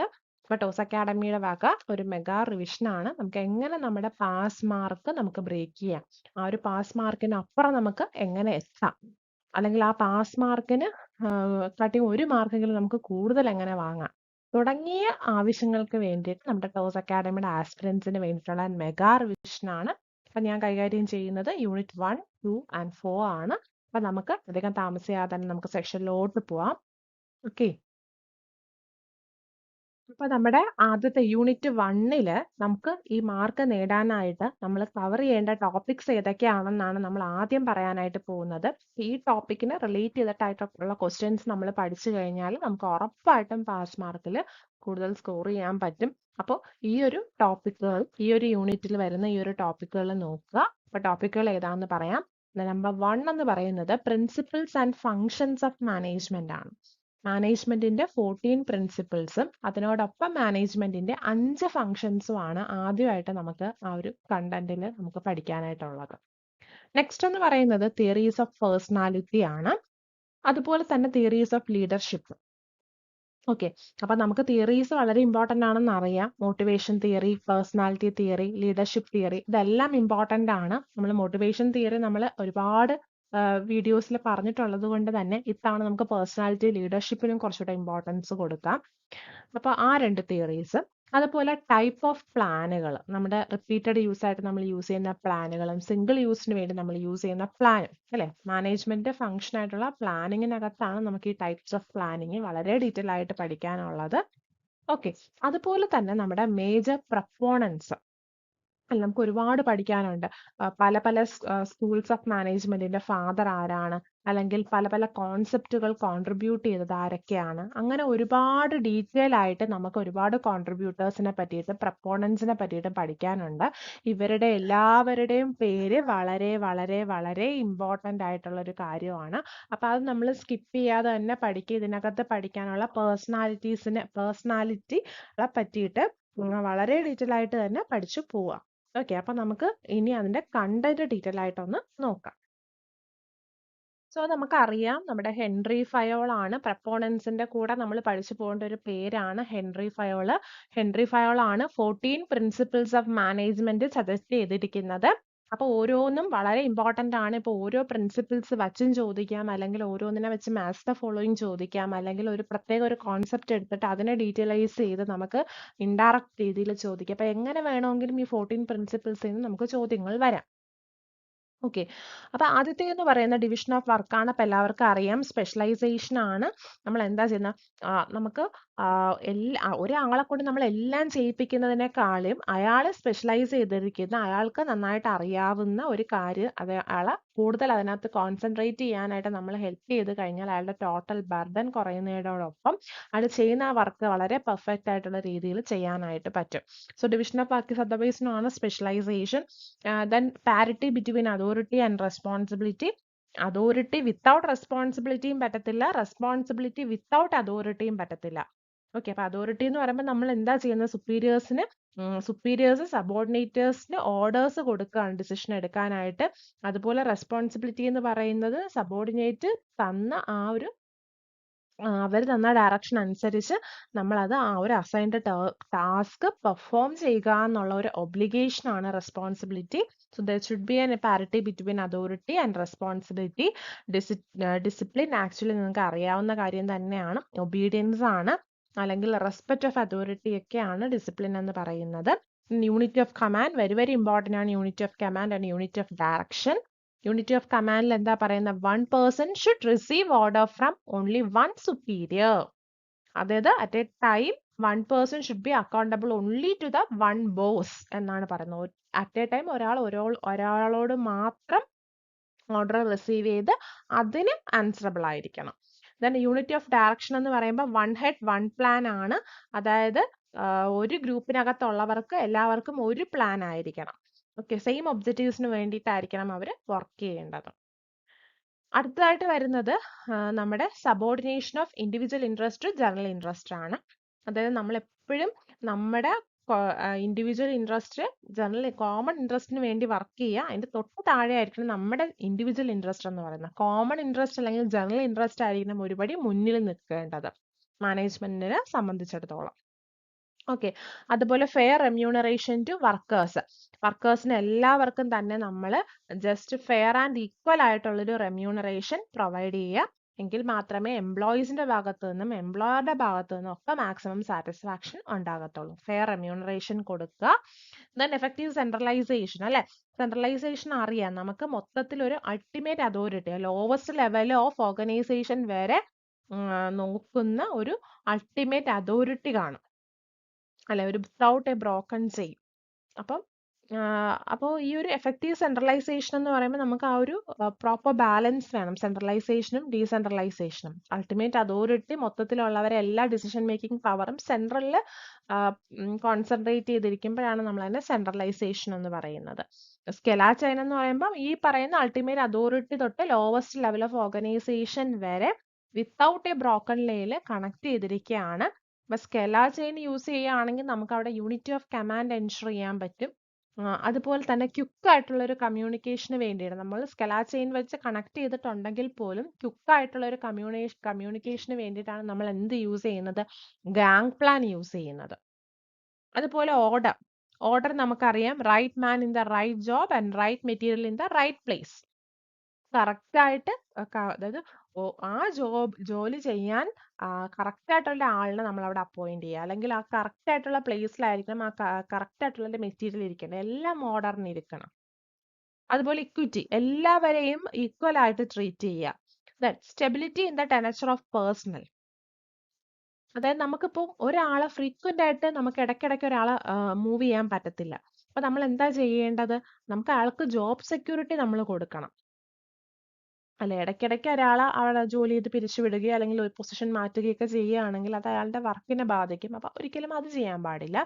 അതുപോലെ ഇനിഷ്യേറ്റീവ്, മാനേജർ എന്ത് ചെയ്യുക? സബോർഡിനേറ്റിനെ എൻകറേജ് ചെയ്യുക, ഇൻസ്പയർ ചെയ്യുക ഓരോ ജോലി ചെയ്യാനായിട്ട്. ദെൻ ഏറ്റവും ലാസ്റ്റ് വേണമെന്ന് പറയുന്നത് ഡെസ്പിരിറ്റ് ദി കോപ്സ് ആണ്. ദാറ്റ് മീൻസ് എന്താണ്? Union strength. മാനേജ്മെന്റ് എന്ത് ചെയ്യണം? ടീം സ്പിരിറ്റും കോപ്പറേഷനും എൻകറേജ് ചെയ്യുക, എല്ലാവരെയും ആസ് എ ടീം ഒരുമിച്ച് വർക്ക് ചെയ്ത് കോമൺ ഒബ്ജക്റ്റീവ് അക്കംപ്ലിഷ് ചെയ്യാനായിട്ട് ഹെൽപ്പ് ചെയ്യുക. അപ്പൊ ഈ 14 പ്രിൻസിപ്പിൾസും ഓരോന്നും എന്തൊക്കെയാണെന്ന് മനസ്സിലാക്കുക വളരെ വളരെ വളരെ ഇമ്പോർട്ടന്റ് ആണ്. അടുത്ത് നമുക്ക് വളരെ ഇമ്പോർട്ടന്റ് ആയിട്ട് വരുന്നതാണ് നമ്മുടെ ടൈപ്പ് ഓഫ് പ്ലാൻസുകൾ, അല്ലെ? അപ്പൊ നമ്മൾ ടൈപ്പ് ഓഫ് പ്ലാനുകൾ പഠിക്കുമ്പോൾ നമുക്ക് പ്ലാനിങ് നമ്മൾ പഠിക്കുന്നുണ്ട്, പ്ലാനിങ്ങിന്റെ സ്റ്റെപ്സുകൾ നമ്മൾ പഠിക്കുന്നുണ്ട്. അതുപോലെ തന്നെ ടൈപ്സ് ഓഫ് പ്ലാൻ വളരെ ഇമ്പോർട്ടന്റ് ആണ്. അപ്പൊ നമുക്ക് അറിയാം, ഒരു കോഴ്സ് ഓഫ് ആക്ഷൻ ആണ് പ്ലാൻ എന്ന് പറയുമ്പോൾ. നമ്മളൊരു സ്പെസിഫിക് റിസൾട്ട് കിട്ടാനായിട്ട് നമ്മൾ എടുക്കുന്ന ഒരു പർട്ടിക്കുലർ കോഴ്സ് ഓഫ് ആക്ഷൻ ആണ്, ഫ്യൂച്ചർ ഓറിയന്റഡ് ആയിട്ടുള്ളതാണ് പ്ലാൻസ് എന്ന് പറയുന്നത്. അപ്പൊ നമ്മൾ അതിനെ മെയിൻ ആയിട്ട് രണ്ടായിട്ടാണ് തരംതിരിക്കുന്നത്. That is multi use plan, അല്ലെങ്കിൽ നമുക്ക് റിപ്പീറ്റഡ് യൂസ് പ്ലാൻ എന്ന് പറയാം. അതുപോലെ സിംഗിൾ യൂസ് അല്ലെങ്കിൽ അഡ്ഹോക് പ്ലാനുകൾ. അഡ്ഹോക് പ്ലാനുകൾ എന്നത് സിംഗിൾ യൂസ് പ്ലാനുകളുടെ മറ്റൊരു പേരാണ് അഡ്ഹോക് പ്ലാനുകൾ. ഓക്കെ, അപ്പൊ ഈ റിപ്പീറ്റഡ് യൂസ് അഥവാ മൾട്ടി യൂസ് അഥവാ സ്റ്റാൻഡിംഗ് പ്ലാൻ, 3 പേര് പറയാം. മൾട്ടി യൂസ് അല്ലെങ്കിൽ റിപ്പീറ്റഡ് യൂസ് അല്ലെങ്കിൽ സ്റ്റാൻഡിംഗ് പ്ലാനുകളിൽ വരുന്ന നമുക്ക് എപ്പോഴും എഗെയിൻ ആൻഡ് എഗെയിൻ യൂസ് ചെയ്യാൻ പറ്റുന്ന പ്ലാനുകളാണ്. അതായത് നമ്മുടെ മാനേജറിയൽ ഡിസിഷൻസ്, അതായത് റക്കറിംഗ് ആയിട്ട് വരുന്ന പ്രോബ്ലംസ് തടയിടാനായിട്ട് നമ്മൾ എടുക്കുന്ന ആക്ഷൻസ് അല്ലെങ്കിൽ മാനേജറിയൽ ഡിസിഷൻസ് ആണ് ഈ റിപ്പീറ്റഡ് യൂസ് പ്ലാനിനകത്ത് വരുന്നത്. ഓക്കെ, അപ്പൊ നമുക്ക് അതിനകത്ത് ഇമ്പോർട്ടന്റ് ആയിട്ട് വരുന്നത് ഈ പറയുന്ന objectives, then policies, procedures, methods, rules, strategies ഒക്കെയാണ്. സിംഗിൾ യൂസ് നമ്മൾ മെയിൻ ആയിട്ട് പഠിക്കുന്ന പ്രോഗ്രാമും ബഡ്ജറ്റും ആണ്. ഈ പറയുന്ന പ്രോജക്റ്റ് വരാറുണ്ട്, ഷെഡ്യൂൾ വരാറുണ്ട്, അതൊക്കെ വരാറുണ്ട്. ഓക്കെ, അപ്പൊ റിപ്പീറ്റഡ് യൂസ് പ്ലാനിൽ നമ്മൾ ഡീറ്റെയിൽ ആയിട്ട് പറഞ്ഞ ഒബ്ജക്റ്റീവ് എന്താണെന്ന് നമുക്ക് അറിയാം. അതായത് നമുക്ക് നമ്മുടെ ഓർഗനൈസേഷൻ എന്തിനാണ് വളരുന്നത്, ഇന്നൊരു കാര്യം, ഒരു മെഷറബിൾ ആയിട്ട് ഇന്നൊരു റിസൾട്ട് അച്ചീവ് ചെയ്യുക എന്നുള്ളതായിരിക്കും ആ ഒരു ബിസിനസിന്റെ ഇത്ര അല്ലെങ്കിൽ ഇത്ര സെയിൽസ് അച്ചീവ് ചെയ്യുക ഇതായിരിക്കും, അല്ലെങ്കിൽ ഇത്ര സെയിൽസ് ടേൺ ഓവർ ഉണ്ടാക്കുക എന്ന് പറയുന്ന ഒരു മെഷറബിൾ റിസൾട്ട് ആയിരിക്കും അവരുടെ ഒബ്ജക്റ്റീവ് എന്ന് പറയുന്നത്. ഒബ്ജക്റ്റീവിന് അകത്താണ് ഏതൊക്കെ വരുന്നത്? മിഷൻ, ഗോള്, ടാർഗറ്റ്, കോട്ട, സ്റ്റാൻഡേർഡ്, ഡെഡ്ലൈന്, ഇതുപോലുള്ള കാര്യങ്ങളെല്ലാം അതിനകത്താണ് വരുന്നത്. സോ അതിനെല്ലാം കൂടെ ബ്രോഡായിട്ട് നമ്മൾ പറയുന്നതാണ് ഒബ്ജക്റ്റീവ്സ് എന്ന് പറയുന്നത്. ഓക്കെ, അപ്പൊ അതൊരു മെഷറബിൾ റിസൾട്ട് ആണ്. അതുപോലെ തന്നെ നമ്മൾ പഠിക്കുന്നതാണ് പോളിസീസ്. പോളിസീസ് ഇപ്പൊ നമുക്ക് ചോദിച്ചിട്ടുണ്ട്, എക്സാമിന് ചോദിച്ചിട്ടുണ്ട്. Dash are the general statements or understanding which provide guidance to decision making. ഒരു ജനറൽ സ്റ്റേറ്റ്മെന്റ്, ഡിസിഷൻ മേക്കിങ്ങിനുള്ള ഗൈഡൻസ് പ്രൊവൈഡ് ചെയ്യുന്ന സ്റ്റേറ്റ്മെന്റ്, ജനറൽ സ്റ്റേറ്റ്മെന്റ്സിന് എന്തെന്നാണ് അറിയപ്പെടുന്നത്? എന്തെന്നാണ്? പോളിസീസ് ആണ്. Policies are the general statement. ആ കീവേഡ് ഓർക്കുക, policies are the general statements. Okay, അപ്പൊ അങ്ങനെ നമുക്ക് ഡിസിഷൻ മേക്കിങ്ങിന് ഗൈഡ് ചെയ്യുന്നതാണ്. ഇപ്പൊ നമുക്ക് റിക്രൂട്ട്മെന്റിന് ഒരു പോളിസി കാണാം, റിക്രൂട്ട് ചെയ്യണമെങ്കിൽ ഇന്ന കാര്യങ്ങൾ നമ്മൾ ചെയ്തിരിക്കണം. അപ്പൊ that are the general statements എന്ന് നമുക്ക് പറയാനായിട്ട് പറ്റും. അതുപോലെ പ്രൊസീജിയേഴ്സ്. അപ്പൊ പ്രൊസീജിയേഴ്സ് എന്ന് പറയുമ്പോൾ ഇറ്റ്സ് എ ഡീറ്റെയിൽഡ് ആക്ഷൻ അല്ലെങ്കിൽ സ്റ്റെപ്സ് ടു ബി ടേക്കൺ. ഇന്ന കാര്യം ചെയ്യാൻ നമ്മൾ ഫോളോ ചെയ്യേണ്ട സ്റ്റെപ്സുകൾ ഉണ്ടായിരിക്കും. ആ ഒരു കാര്യം ചെയ്യാൻ ഒരു പർട്ടിക്കുലർ വേ ഉണ്ടായിരിക്കും. ആദ്യം റിക്വസ്റ്റ് കൊടുക്കണം, അതിനുശേഷം ഇന്ന കാര്യം ചെയ്യണം, ഇങ്ങനെ ചെയ്യണം, അങ്ങനെ ചെയ്യണം, അങ്ങനെ കുറേ സ്റ്റെപ്സുകൾ കാണും. That is called procedure. അപ്പൊ പോളിസി എന്ന് പറയുമ്പോൾ കമ്പനിയുടെ പോളിസി അനുസരിച്ച് ഇങ്ങനെ മാത്രമേ ഒരാളെ അപ്പോയിന്റ് ചെയ്യാവൂ. That is policy. അപ്പൊ അതിനകത്ത് വരുന്ന ഒരുപാട് സ്റ്റെപ്സുകൾ കാണാം. That is procedure. പിന്നെ മെത്തേഡുകൾ എന്ന് പറയുമ്പോഴത്തേക്ക് നമുക്ക് ഒരു ടാസ്ക് ചെയ്യാനുള്ള ഏറ്റവും പോസിബിൾ ആയിട്ടുള്ള ഒരു വേ ആണ് മെത്തേഡ് എന്ന് പറയുന്നത്. ഏറ്റവും പോസിബിൾ ആയിട്ട് നമുക്കത് ചെയ്യാൻ പറ്റുന്ന രീതി. മെത്തേഡുകളിൽ പല ടെക്സ്റ്റിലും റിപ്പീറ്റഡ് യൂസ്, സിംഗിൾ യൂസിലും കാണാറുണ്ട് മെത്തേഡ് എന്ന് പറയുന്നത്. കാരണം ആ ജോലി ചെയ്യാൻ ഏറ്റവും one of the best way ഇതാണെന്ന് പറയും. അങ്ങനെ പറയുകയാണെങ്കിൽ അത് സിംഗിൾ യൂസിനകത്ത് വരാം. ദെൻ റൂൾസ് എന്ന് പറയുമ്പോഴത്തേക്ക് ഫ്ലെക്സിബിലിറ്റി ഇല്ല, നമുക്ക് ഡിസ്ക്രിപ്ഷൻ ഇല്ല. അത് അങ്ങനെ മാത്രമേ ചെയ്യാൻ പറ്റത്തുള്ളൂ. ഇന്ന ബിഹേവിയറിന് ഇന്ന ലിമിറ്റ് ഉണ്ട്, അതിനപ്പുറം അത് പോകാൻ പറ്റത്തില്ല. അങ്ങനെയുള്ള കാര്യമാണ് നമ്മൾ റൂൾ എന്ന് പറയുന്നത്. ഇന്ന കാര്യം ചെയ്യാൻ ഇങ്ങനെ പറ്റത്തുള്ളൂ, ഇങ്ങനെ പറ്റത്തില്ല എന്നവിടെ റിജിഡ് ആയിട്ട് ഒരു ഡീവിയേഷനും ഇല്ലാതെ അവിടെ പറയപ്പെട്ടിട്ടുണ്ട് റൂളുകൾ. Okay, that is rules. പിന്നെ സ്ട്രാറ്റജീസിലോട്ട് വരികയാണെങ്കിൽ നമ്മുടെ കോമ്പറ്റീറ്റേഴ്സിന്റെ നിന്ന് നമുക്ക് ചലഞ്ചസ് വരുന്നത്, നമുക്ക് അത് ഓവർകം ചെയ്യാനായിട്ട് നമ്മൾ പല രീതിയിലും റിസോഴ്സസ് യൂസ് ചെയ്യുന്നുണ്ട്. അപ്പൊ അതിന് നമുക്കൊരു പ്ലാൻ ഓഫ് ആക്ഷൻ കാണും. കോമ്പറ്റീറ്റേഴ്സിൽ നിന്ന് നമുക്ക് എങ്ങനെ കൂടുതൽ അവരിൽ ഓവർകം ചെയ്യാം. That is called strategies. പിന്നെ പ്രോഗ്രാമിനെ പറ്റി പറയേണ്ട ആവശ്യമില്ല. അത് നമ്മുടെ പോളിസിയും പ്രൊസീജിയേഴ്സും റൂൾസും എല്ലാം കൂടെ ചേർന്നൊരു അവയിലായിട്ട് കിടക്കുന്ന ഒരു മിക്സഡ് അപ്പ് ആണ്. കാര്യം പ്രോഗ്രാം എന്ന് പറയുമ്പോഴത്തേക്ക് നമുക്ക് സ്റ്റെപ്സ് എടുക്കണം, അതിനാവശ്യമായിട്ടുള്ള സ്ട്രാറ്റജി വേണം, റിസോഴ്സ് വേണം, നമുക്കതൊരു പീരീഡിൽ ചെയ്യേണ്ട കാര്യമാണ്. എല്ലാം കൂടെ ചേരുമ്പോഴാണ് ഇതൊരു പ്രോഗ്രാം ആകുന്നത്. ഇതിന്റെ എല്ലാം ഒരു മിക്സഡ് യൂസ് ആണെന്ന് നമുക്ക് പറയാം. നമ്മൾ ഇന്നൊരു പ്രോഗ്രാമിന് ഇപ്പൊ നമ്മളൊരു സ്കൂളിന്റെ ഓർഗനൈസ് ചെയ്ത് പോലെ അതിന്റെ ഫ്രഷേഴ്സ് ഡേ ഓർഗനൈസ് ചെയ്യാൻ പറ്റത്തില്ല. ഓരോ പ്രോഗ്രാമും വ്യത്യാസമാണ്. That is called single use പ്ലാനിൽ വരുന്നു. ബഡ്ജറ്റിന്റെ ക്വസ്റ്റ്യൻ എപ്പോഴും വരാറുണ്ട്. ബഡ്ജറ്റ് സിംഗിൾ യൂസ് പ്ലാൻ ആണെന്ന് നമുക്ക് അറിയാം അല്ലെ. ന്യൂമറിക്കൽ ടേംസിൽ വരുന്നതാണ് ബഡ്ജറ്റ് എന്ന് പറയുന്നത്. അപ്പൊ ഇത് ഒരു ഇമ്പോർട്ടന്റ് ടോപ്പിക് ആണ്. അടുത്തായിട്ട് ലീഡർഷിപ്പ് തിയറീസ് ആണ് വരുന്നത്. ഒരുപാട് ലീഡർഷിപ്പ് തിയറീസ് ഉണ്ട്. കുറച്ച് കോട്ട് ചെയ്തിട്ടുണ്ട്, അത് ഞാൻ പറയാം. ഒന്നാമത്തത് ഗ്രേറ്റ് മാൻ തിയറി ആണ്. നമുക്കറിയാം leaders are born not made എന്നാണ് പറയുന്നത് ഗ്രേറ്റ് മാൻ തിയറിയിൽ. അതായത് ജനിക്കുമ്പോഴേ ലീഡേഴ്സ് ആയിട്ട് വരികയാണ്, പിന്നീട് ലീഡേഴ്സ് ആകുന്നതല്ല എന്നൊരു കോൺസെപ്റ്റിൽ വന്ന തിയറിയാണ് ഗ്രേറ്റ് മാൻ തിയറി എന്ന് പറയുമ്പോഴത്തേക്ക്. അതുപോലെ ട്രേഡ് തിയറി എന്ന് പറയുമ്പോഴത്തേക്ക് ലെഡ്, ഷെഹൽ, റാഫൽ അവരൊക്കെ കൂടി ചേർന്ന ഒരു തിയറിയാണ്.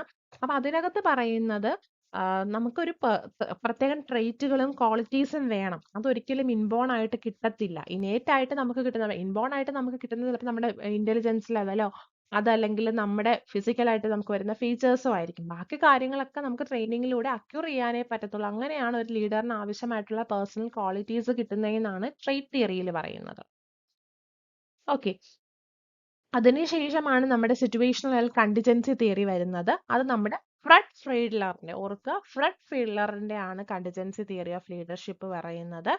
അപ്പം അതിനകത്ത് പറയുന്നത് എല്ലാ സിറ്റുവേഷനിലും നമ്മൾ ഒരേ രീതിയിലുള്ള ലീഡർഷിപ്പ് സ്റ്റൈൽ നമുക്ക് യൂസ് ചെയ്യാൻ പറ്റത്തില്ല എന്നാണ് അതിനകത്ത് പറയുന്നത്. ഓക്കെ, നമ്മുടെ ഹെർസെ ബെർജാൾഡിന്റെ സിറ്റുവേഷണൽ മോഡൽ എന്ന് പറയുന്നത് ഈ ഒരു കണ്ടിജൻസി തിയറിക്ക് അകത്ത് വരുന്നതാണ്. ഹെർസെ ബെർജാൾഡിന്റെ സിറ്റുവേഷൻ മോഡൽ എന്നൊക്കെ പറയുന്നത്. അതുപോലെ ബിഹേവിയറൽ തിയറിക്ക് അകത്ത് വരുന്നത്, ബിഹേവിയറൽ തിയറിക്കകത്തെന്ന് പറയുമ്പോഴത്തേക്ക് ലീഡറും സബോർഡിനേറ്റും തമ്മിലുള്ള ബിഹേവിയറിനെ ബേസ് ചെയ്തിട്ടാണ് ബിഹേവിയറൽ അപ്രോച്ച് വരുന്നത്.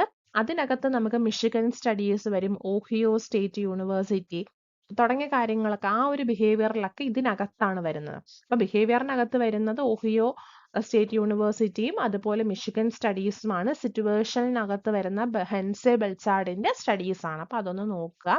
ഇതിന് പുറമെ നമുക്ക് കരിസ്റ്റമാറ്റിക് തിയറി ഉണ്ട്. കരിസ്റ്റമാറ്റിക് തിയറി എക്സ്ട്രാ ഓർഡിനറി എഫക്റ്റ് ഫോളോവേഴ്സിൽ കൊടുക്കുന്ന ആ ഒരു സ്റ്റഡി പറയുന്നുണ്ട്. ഏറ്റവും ഇമ്പോർട്ടൻ്റ് ആയിട്ട് നമ്മൾ ലീഡർഷിപ്പിനകത്ത് പഠിക്കുന്ന നമ്മുടെ Blake and Mouton managerial grid വളരെ ഇമ്പോർട്ടൻ്റ് ആണ്. ഇതിനകത്ത് ഉൾപ്പെടുത്തിയിട്ടില്ല എന്നാലും പറയുന്നു. Management grid by Robert R Blake and Jane Mouton. അത് പഠിക്കുക, മാനേജ്മെന്റ് ഗ്രിഡ്. ഓക്കെ, അതാണ് ഇതിനകത്ത് വളരെ ഇമ്പോർട്ടൻ്റ് ആയിട്ട് വരുന്നത്. പിന്നെ നമുക്ക് അറിയാവുന്ന കാര്യമാണ് നമ്മുടെ ലിക്കേർട്ടിന്റെ 4 മാനേജ്മെന്റ് സ്റ്റൈലുകൾ എന്ന് പറയുന്നത്. റിൻസ് ലിക്കേർഡിന്റെ അല്ലെ, എക്സ്പ്ലോയേറ്റീവ്, ബെനവലന്റ്, കൺസൾട്ടേറ്റീവ്, ഡെമോക്രാറ്റിക്. ഏതൊക്കെയാണ്? എക്സ്പ്ലോയേറ്റീവ്, benevolent, consultative, democratic. Okay, personality തിയറിയിൽ നമുക്ക് ആദ്യമായിട്ട് വരുന്നത് സൈക്കോ അനലിറ്റിക്കൽ തിയറിയാണ്. സിഗ്മണ്ട് ഫ്രോയിഡിന്റെ ആണ് സൈക്കോ അനലിറ്റിക്കൽ തിയറി. അപ്പൊ അതിനകത്ത് വരുന്നത് നമ്മുടെ അൺകോൺഷ്യസ് മൈൻഡിന്റെ അല്ലെങ്കിൽ നമ്മുടെ ചൈൽഡ്ഹുഡ് എക്സ്പീരിയൻസ് ഒക്കെ നമ്മുടെ പേഴ്സണാലിറ്റി ബിഹേവിയറിനെ എഫക്ട് ചെയ്യുമെന്നാണ് അതിനകത്ത് പറയുന്നത്. അദ്ദേഹമാണ് നമ്മുടെ പേഴ്സണാലിറ്റിയെ ഈത്, ഈഗോ, സൂപ്പർ ഹീഗോ എന്നായിട്ട് 3ആയിട്ട് തരംതിരിക്കുന്നത്. അപ്പൊ ചിലപ്പോൾ ചോദിക്കാം, ഈത്, ഈഗോ, സൂപ്പർ ഹീഗോ ഏത് തിയറിക്കകത്ത് വരും? സോ അത് വരുന്നത് സൈക്കോ അനലിറ്റിക്കൽ തിയറിയിലാണ്. ഓർക്കുക, അതെന്ന് പറയുന്നത് എന്താണ്? നമ്മുടെ സിഗ്മണ്ട് ഫ്രോയിഡിന്റെ തിയറി ആയിട്ടാണ് അത് വരുന്നത്. അതിനുശേഷം നമ്മുടെ സോഷ്യോ സൈക്കോളജിക്കൽ തിയറി എന്നോ അല്ലെങ്കിൽ സൈക്കോ സോഷ്യൽ തിയറി എന്നോ ഒക്കെ പറയുന്നത് നമ്മുടെ എറിക്സന്റെ ആണ്. അപ്പൊ ഇത് സിഗ്മണ്ട് ഫ്രോയിഡിന്റെ ആണെങ്കിൽ ഇത് എറിക്സന്റെ ആണ്. അപ്പൊ എറിക്സനകത്ത് പറയുന്നത് നമുക്ക് ഓരോ ഡിഫറെന്റ് 8 സ്റ്റേജസിനകത്തൂടെ നമുക്ക് വരുന്ന ആ ഒരു പോസിബിൾ ഔട്ട്കംസ് വരുന്നുണ്ട്. അതിനെ പറ്റിയിട്ടാണ് നമുക്ക് ഇതിനകത്ത് പറയുന്നത് Erik's theory of psycho social development. ആരുടെയാണ്, എത്ര സ്റ്റേജസ് ആണെന്ന് ആദ്യം മനസ്സിലാക്കുക.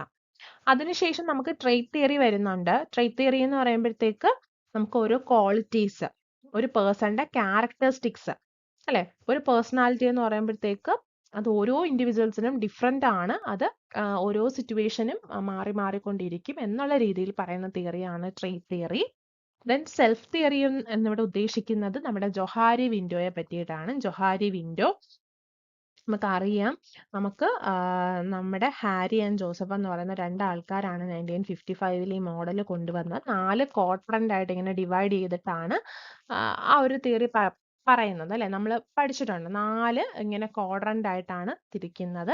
അപ്പൊ ഇവിടെ വരുന്നത് ഓപ്പൺ സെൽഫ്, ഇവിടെ വരുന്നത് ബ്ലൈൻഡ് സെൽഫ്, ഇവിടെ വരുന്നത് hidden self and this unknown self. അതായത് ഓപ്പൺ സെൽഫിൽ നമ്മൾ എന്താ ചെയ്യുന്നത് നമുക്കും അറിയാം, മറ്റുള്ളവർക്കും അറിയാവുന്ന ഒരു കാര്യമാണ് പറയുന്നത്. അൺനോൺ സെൽഫ് എന്ന് പറഞ്ഞാൽ നമുക്കറിയില്ല, പക്ഷെ മറ്റുള്ളവർക്ക് അറിയാം. ഹിഡൻ സെൽഫ് എന്ന് പറയുമ്പോൾ നമുക്ക് അറിയാം നമ്മളെ പറ്റിയത്, പക്ഷെ നമ്മളത് മറ്റുള്ളവരെ അറിയിക്കാൻ നിൽക്കുന്നില്ല. അൺനോൺ സെൽഫ് എന്ന് പറയുമ്പോഴത്തേക്ക് നമുക്കും അറിയില്ല, അവർക്കും അറിയില്ല.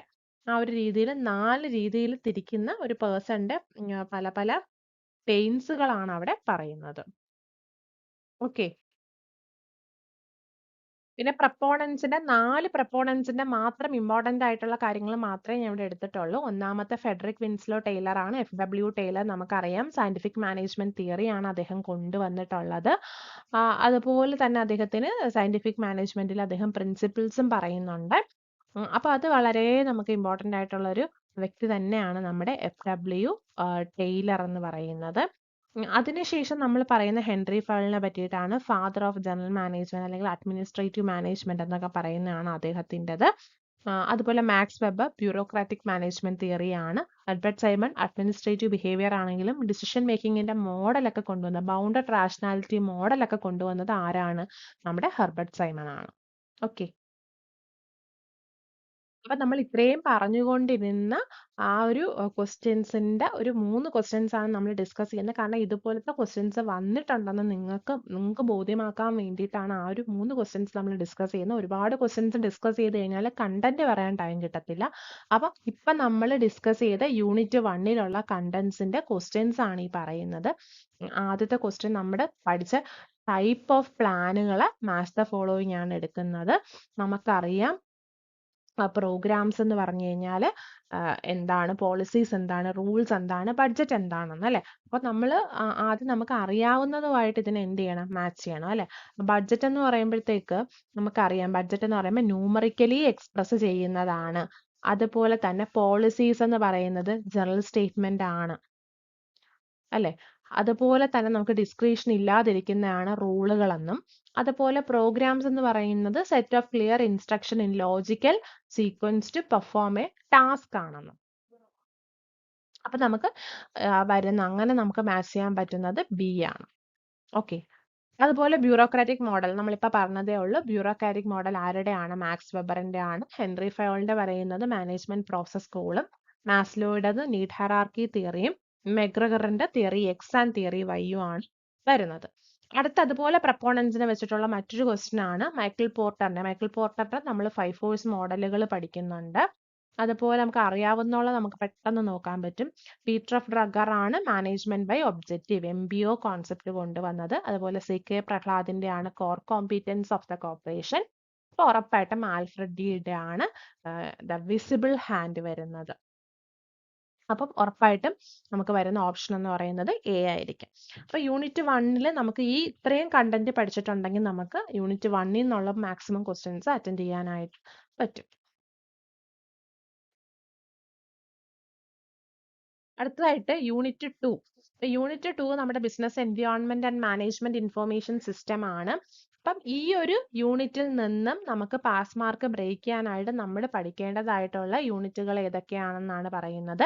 ആദ്യത്തേത് നമ്മുടെ എക്കണോമിക് ഇൻസ്റ്റിറ്റ്യൂഷൻ, വളരെ വളരെ വളരെ ഇമ്പോർട്ടന്റ് ആണ്. നമ്മുടെ എക്കണോമിക് ഇൻസ്റ്റിറ്റ്യൂഷൻസ് ആയിട്ടുള്ള WTO വേൾഡ് ട്രേഡ് ഓർഗനൈസേഷൻ, അതുപോലെ IMF International Monetary Fund, then IBRD International Bank for Reconstruction and Development. ഈ 3 എക്കണോമിക് ഇൻസ്റ്റിറ്റ്യൂഷൻസിനെ പറ്റിയിട്ടും റിപ്പീറ്റഡ് ആയിട്ട് ഒരു ചോദ്യമല്ല, ഒരു എക്സാമിൽ തന്നെ ഒന്നിലധികം ചോദ്യങ്ങൾ വന്ന് കണ്ടിട്ടുണ്ട്. അപ്പൊ വളരെ ഇമ്പോർട്ടന്റ് ആയിട്ടുള്ള ഒരു ടോപ്പിക് ആണ്. അതുപോലെ മാനേജ്മെന്റ് ഇൻഫർമേഷൻ സിസ്റ്റം എന്ന് പറയുന്ന ആ ഒരു ഏരിയയിൽ നിന്ന് നമുക്ക് ക്വസ്റ്റ്യൻസ് ചോദിക്കാറുണ്ട്. Then LPG liberalisation, privatisation, globalisation, ഓരോ കോൺസെപ്റ്റിൽ നിന്നും ചോദിക്കാറുണ്ട്. Then balance of payment BOP, then ETOP അല്ലെ, എൻവയോൺമെന്റ് ത്രെറ്റ്സ് ഓപ്പർച്യൂണിറ്റി പ്രൊഫൈൽ, ഇതിൽ നിന്നും ക്വസ്റ്റ്യൻസ് വരാറുണ്ട്. അപ്പൊ ഇത്രയും കണ്ടന്റ് ആണ് നമുക്ക് യൂണിറ്റ് 2 നിന്ന് നമുക്ക് പഠിക്കേണ്ടതായിട്ട് വരുന്നത്. അപ്പൊ ഈ പറഞ്ഞതുപോലെ ഈ 3 ഇന്റർനാഷണൽ എക്കണോമിക് ഓർഗനൈസേഷൻസ് വളരെ ഇമ്പോർട്ടന്റ് ആണ്. അതിൽ ഒന്നാണ് നമ്മുടെ IMF ഇന്റർനാഷണൽ മോണിറ്ററി ഫണ്ട്. അപ്പം നമുക്ക് ബ്രിട്ടൻ വുഡ് ടിൻസ് എന്നറിയപ്പെടുന്നതാണ് IMF-ഉം IBRD-യും. അത് നിങ്ങൾക്ക് പറയേണ്ട ആവശ്യം തന്നെ വരുന്നില്ല. Then World Bank is otherwise known as IBRD, അത് ഓർക്കുക. അപ്പൊ നമുക്ക് നമ്മുടെ മെമ്പർ കൺട്രീസിന് അവരുടെ balance of payment crisis meet ചെയ്യാനായിട്ടുള്ള ഫിനാൻഷ്യൽ അസിസ്റ്റൻസസ് പ്രൊവൈഡ് ചെയ്യുന്നതാണ് ആരെന്ന് പറയുന്നത്? IMF എന്ന് പറയുന്നത്. ജൂലൈ 1944 IMF വരുന്നത്. അപ്പോൾ രണ്ടുപേരും ബ്രിട്ടൻ വുഡ് ട്വിൻസ് അല്ലെങ്കിൽ സിസ്റ്റേഴ്സ് എന്നോ അല്ലെങ്കിൽ ബ്രിട്ടൻ വുഡ് ഇൻസ്റ്റിറ്റ്യൂഷൻസ് എന്നോ അറിയപ്പെടുന്നതാണ്. അതിനകത്ത് ഈ ബ്രിട്ടൻ വുഡ് കോൺഫറൻസ് നടന്നതാണ് 1944. പക്ഷെ IMF എക്സിസ്റ്റൻസ് വരുന്നത് ഡിസംബർ 27, 1945. ഓക്കെ. IMF-ന്റെ ഹെഡ്ക്വാർട്ടേഴ്സ് എവിടെയാണ്? വാഷിംഗ്ടൺ DC USA അപ്പം 190 മെമ്പർ കൺട്രീസ് ആണ്. 190 മെമ്പർ കൺട്രീസ് ആണ് ആർക്കുള്ളത്? IMF-നുള്ളത്. അപ്പം മോണിറ്ററി കോർപ്പറേഷൻ ഉറപ്പ് വരുത്തുക, അവരുടെ ബാലൻസ് ഓഫ് പൊസിഷൻസ് കറക്റ്റ് ആണോ നോക്കുക. അപ്പൊ അതിനൊക്കെ വേണ്ടിയിട്ടുള്ള ഒരു മൾട്ടിലാറ്ററൽ സിസ്റ്റം ഓഫ് പേയ്മെന്റ് ആണ് IMF കൊണ്ടുവരുന്നത്. ഓക്കെ. അപ്പോൾ IMF-ന്റെ ഫങ്ഷൻസ് ഒക്കെ നമുക്ക് ഒരുപാട് പഠിക്കാനുണ്ട്. സർവേലൻസ് ഒരു ഫങ്ഷൻ ആണ്, അസിസ്റ്റൻസ് പ്രൊവൈഡ് ചെയ്യുന്നത്, ലെൻഡിങ് പ്രൊവൈഡ് ചെയ്യുന്നത്, ഇതെല്ലാം നമ്മുടെ IMF പഠിക്കുമ്പോൾ നമ്മൾ പഠിക്കുന്ന ഫങ്ഷൻസ് ആണ്. അതുപോലെ സ്പെഷ്യൽ ഡ്രോയിങ് റൈറ്റ് SDR എന്ന് പറയുന്നത് നമ്മുടെ IMF-ന്റെ ഒരു ഇമ്പോർട്ടന്റ് ആയിട്ട് നമ്മൾ പഠിക്കേണ്ട ഒരു ഫീച്ചർ ആണ്. അടുത്തതിലേക്ക് വരികയാണെങ്കിൽ IBRD അല്ലെങ്കിൽ വേൾഡ് ബാങ്കിനെ പറ്റി പഠിക്കുകയാണെങ്കിൽ, വേൾഡ് ബാങ്ക് നമ്മൾ പഠിക്കുമ്പോഴത്തേക്കും 1945 തന്നെയാണ് വന്ന, വാഷിംഗ്ടൺ DC തന്നെയാണ് ഹെഡ്ക്വാർട്ടേഴ്സ്. അപ്പൊ അതിനകത്ത് വരുന്ന അഫിലിയേറ്റ്സുകൾ പഠിക്കേണ്ടത് വളരെ ഇമ്പോർട്ടന്റ് ആണ്. നമുക്ക് ഇതിനകത്ത് 5 അഫിലിയേറ്റ്സ് ആണ് IBRDക്ക് അകത്ത് വരുന്നത്. അതിൽ ഒന്നെന്ന് പറയുന്നത് നമ്മുടെ IDA ആണ്. IDA അല്ലെ, IDA ആണ് ഒന്ന് വരുന്നത്.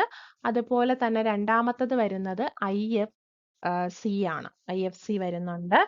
അതുപോലെ തന്നെ മിഗ വരുന്നുണ്ട് അല്ലെ, മിഗ അപ്പം മിഗ എന്ന് പറയുന്നതും നമ്മുടെ ഇതിനകത്ത് വരുന്ന ഒരു അഫിലിയേറ്റ് ആണ്. പിന്നെ വരുന്നത് ICSID. ഓക്കെ, അപ്പം IBRDക്കകത്ത് വരുന്ന IDA, IFC, മിഗ, ICSD ആണ് വരുന്നത്. അതിനകത്ത് IDA എന്ന് പറയുമ്പോൾ ഇന്റർനാഷണൽ ഡെവലപ്മെന്റ് അസോസിയേഷൻ ആണ്, 1960 വരുന്നത്. IFC ഇന്റർനാഷണൽ ഫിനാൻഷ്യൽ കോർപ്പറേഷൻ, അതുപോലെ MIGA multilateral investment guarantee agency, international centre for settlement of investment dispute ആണ് ICSID, പിന്നെ IBRD. അങ്ങനെ 5 വരുന്നുണ്ട്. നെക്സ്റ്റ് എന്ന് പറയുന്ന WTO ആണ്. WTO എന്ന് പറയുന്നത് ഗാട്ടിന് ശേഷം ഗാട്ടിന്റെ സക്സസർ ആയിട്ട് വരുന്നതാണ് WTO എന്ന് പറയുന്നത്. അവിടെ നമുക്ക് ഫ്രീ ട്രേഡ് പ്രൊമോട്ട് ചെയ്യാൻ പറ്റും.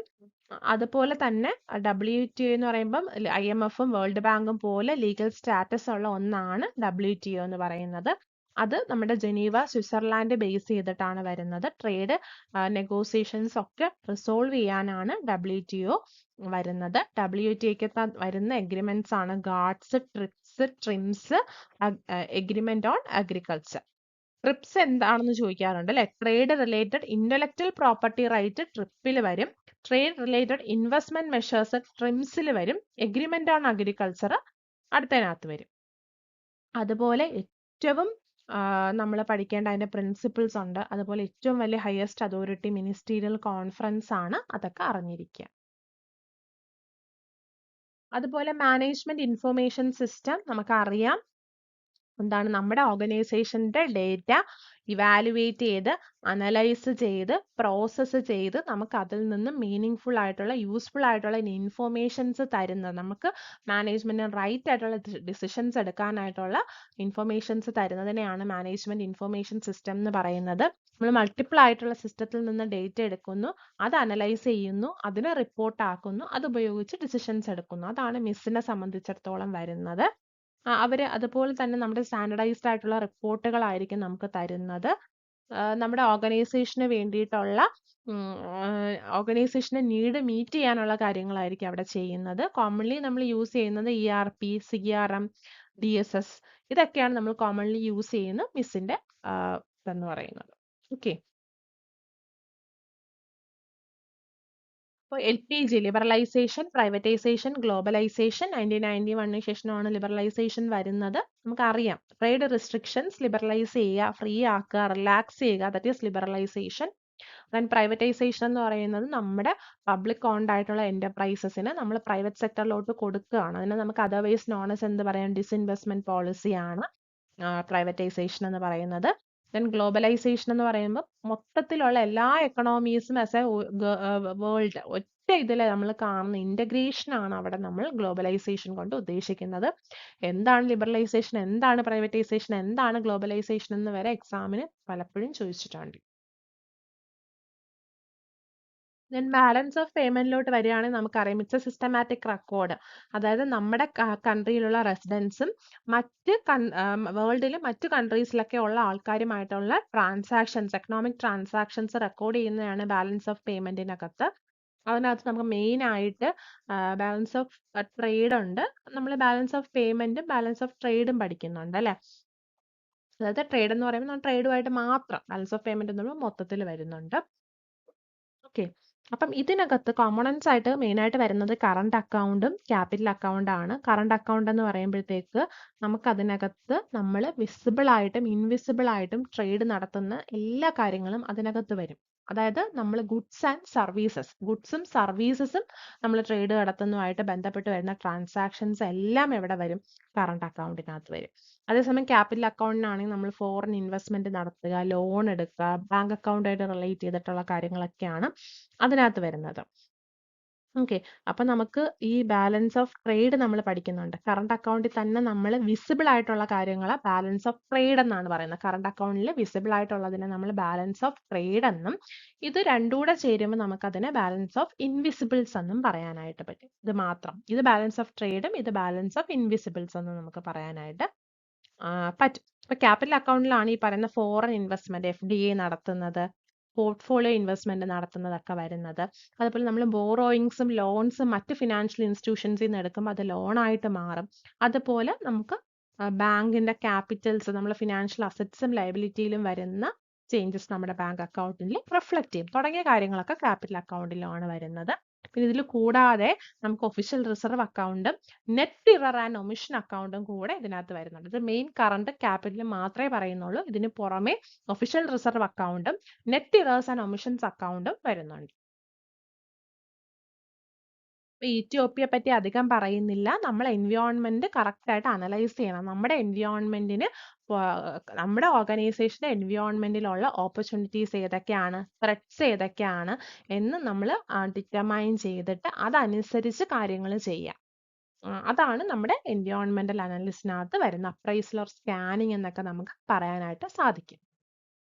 അത് റിലേറ്റ് ചെയ്തിട്ടുള്ള ക്വസ്റ്റ്യൻസ് വരികയാണെങ്കിൽ, ഗ്ലോബലൈസേഷൻ മീൻസ് നമ്മൾ പറഞ്ഞു, അവിടെ നമ്മൾ ശ്രദ്ധിക്കേണ്ട വാക്ക് ഇന്റഗ്രേഷൻ ആണ്. Integrating the Indian economy with the global economy through trade, investment, technology, exchange.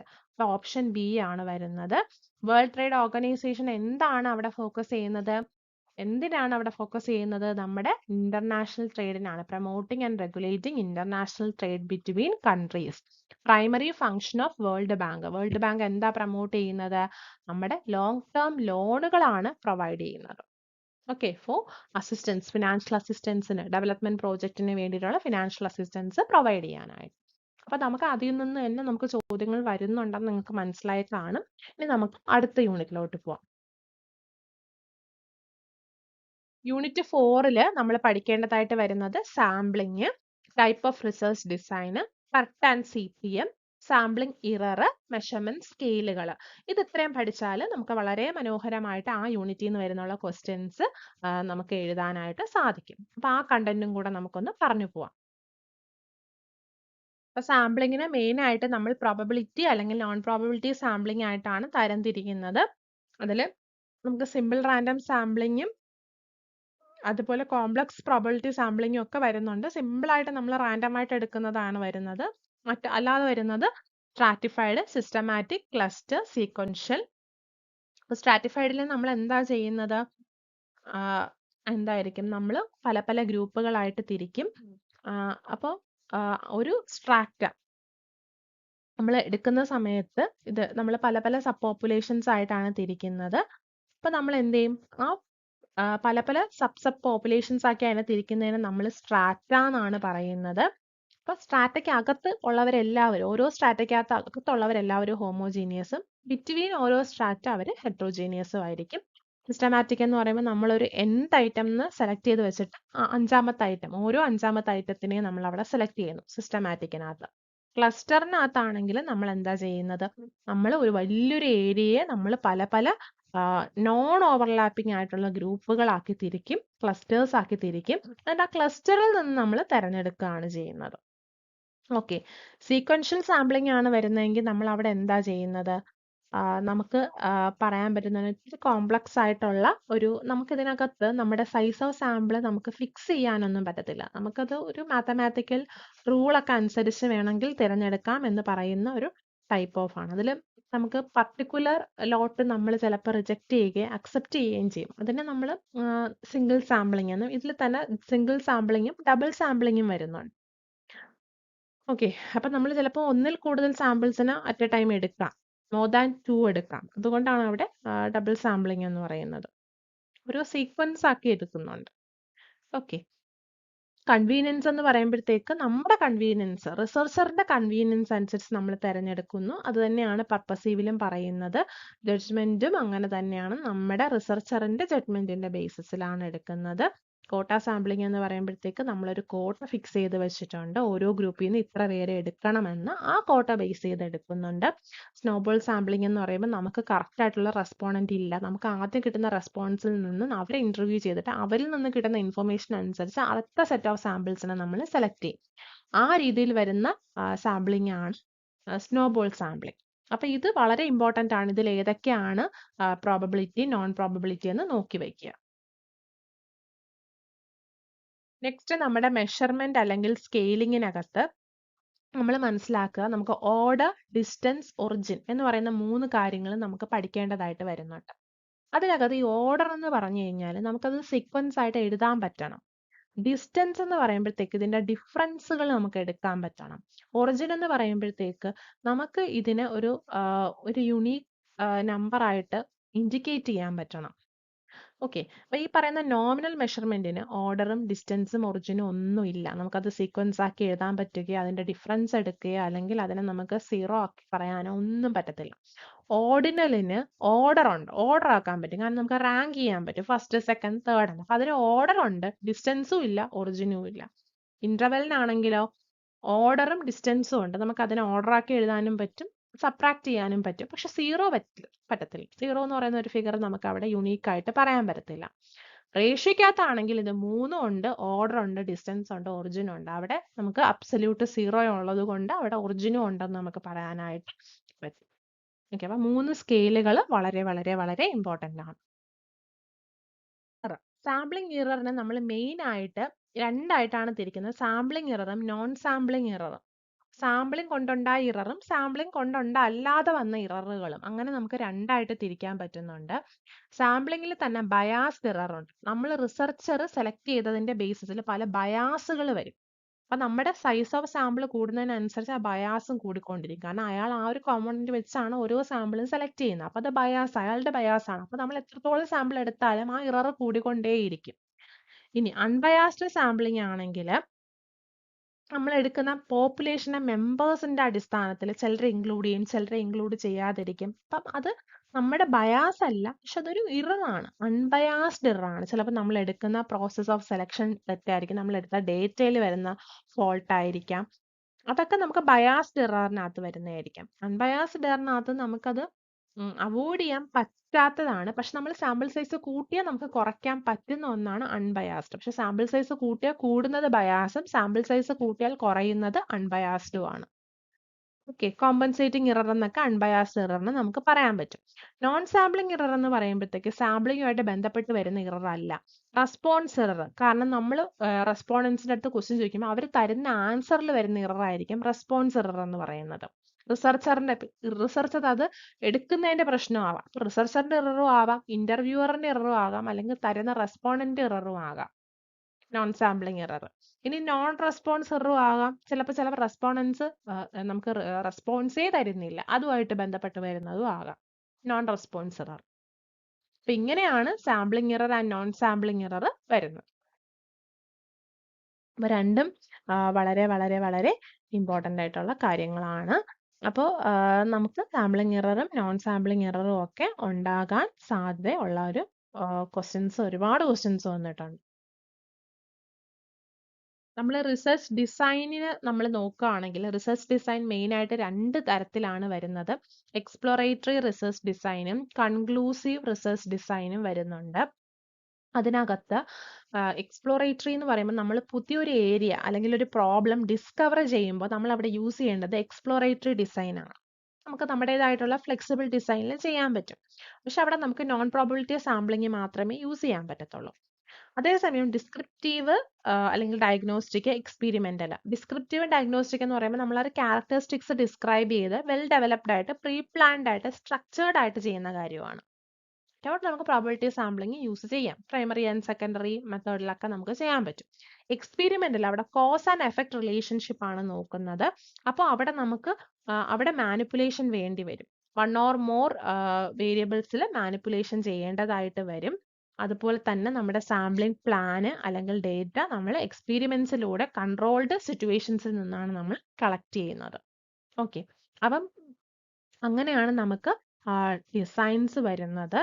അതുപോലെ തന്നെ എക്സ്പെരിമെന്റൽ ഡിസൈനിനകത്ത് നമ്മൾ പ്രിൻസിപ്പിൾസ് പഠിക്കുന്നുണ്ട്. ആ 3 പ്രിൻസിപ്പിൾസും കൂടെ നിങ്ങളൊന്ന് നോട്ട് ചെയ്യണം. ദ പ്രിൻസിപ്പിൾസ് ഓഫ് എക്സ്പെരിമെന്റിനകത്ത് വരുന്ന പ്രിൻസിപ്പിൾസ് എന്ന് പറയുമ്പോഴത്തേക്ക് പ്രിൻസിപ്പിൾസ് ഓഫ് റിപ്ലിക്കേഷൻ വരുന്നുണ്ട്. അതുപോലെ തന്നെ പ്രിൻസിപ്പിൾസ് ഓഫ് റാൻഡമൈസേഷൻ വരുന്നുണ്ട്. അതുപോലെ തന്നെ പ്രിൻസിപ്പിൾസ് ഓഫ് ലോക്കൽ കൺട്രോൾ വരുന്നുണ്ട്.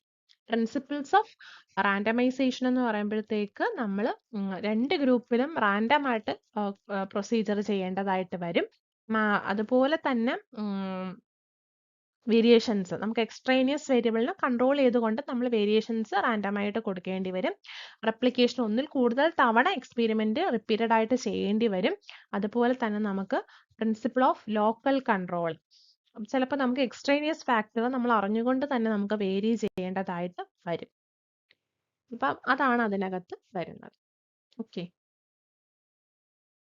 then CPM versus PERT, critical path മെത്തേഡും പ്രോഗ്രാം ഇവാലുവേഷൻ ആൻഡ് റിവ്യൂ ടെക്നിക്കും ഒന്ന് ഡിറ്റർമിനിസ്റ്റിക്കും മറ്റത് പ്രോബബിലിസ്റ്റിക്കും ആണ്. അത് എപ്പോഴും ചോദിക്കുന്നതാണ്. ഒന്ന് നമുക്ക് ഫിക്സഡ് ആയിട്ട് അറിയാം അതിന്റെ ടൈം ഡ്യൂറേഷൻ, മറ്റത് നമുക്ക് അറിയില്ല, പ്രോബബിലിസ്റ്റിക് ആണ്, അൺസർട്ടൈൻ ആണ്. ഒന്നിന്റെ പ്രോജക്റ്റ് വെല്ലായിട്ട് നമ്മൾ ഡിഫൈൻ ചെയ്ത് വെച്ചിട്ടുണ്ട്, മറ്റതല്ല, അപ്പൊ അത് പ്രോബബിലിസ്റ്റിക് ആണ്. ആ ഒരു ഡിഫറൻസ് കറക്റ്റ് ആയിട്ട് പഠിക്കുക. അപ്പൊ ഇതിന്റെ ക്വസ്റ്റ്യൻസിലോട്ട് വരികയാണെങ്കിൽ നമുക്കറിയാം ഡിസ്ക്രിപ്റ്റീവ് റിസർച്ച് ഡിസൈൻ എങ്ങനെയാണ് എന്നാണ് ചോദിച്ചിട്ടുള്ളത്. അപ്പൊ നമ്മൾ ഡിസ്ക്രിപ്റ്റീവ് റിസർച്ച് ഡിസൈൻ നമ്മൾ പഠിക്കുന്നുണ്ട് അല്ലെ, അതായത് നമ്മുടെ ക്യാരക്ടറിസ്റ്റിക്സിനെ അതാണ് നമ്മളവിടെ നോക്കുന്നത് അല്ലെ. അപ്പം നമ്മളവിടെ ഡിസ്ക്രിപ്റ്റീവ് ആയാലും ഡയഗ്നോസ്റ്റിക് ആയാലും നമുക്കൊരു ക്ലിയർ സ്റ്റേറ്റ്മെന്റ് അവിടെ ഉണ്ട് അല്ലെ. അപ്പൊ ആ ഒരു ക്ലിയർ സ്റ്റേറ്റ്മെന്റിന്റെ ബേസിസിലാണ് നമുക്ക് പോകുന്നത്. അപ്പൊ നമുക്ക് അതിന് എന്ത് തന്നെ പറയാം, അത് റിജിഡ് ആൻഡ് വെൽ സ്ട്രക്ചേർഡ് ആയിട്ടുള്ള ഒരു ഡിസൈൻ തന്നെയാണെന്ന് നമുക്ക് അവിടെ പറയാനായിട്ട് പറ്റും. അതുപോലെ principles of randomness in experimental design, randomness നമുക്ക് അത് എന്ത് ചെയ്യേണ്ടി വരും, നമുക്ക് റാൻഡംലി അസൈൻ ചെയ്യേണ്ടി വരും നമ്മുടെ എക്സ്ട്രേനിയസ് വേരിയബിൾ കൺട്രോൾ ചെയ്യാനായിട്ട്. അപ്പൊ അതാണ് അതിൽ വരുന്നത്.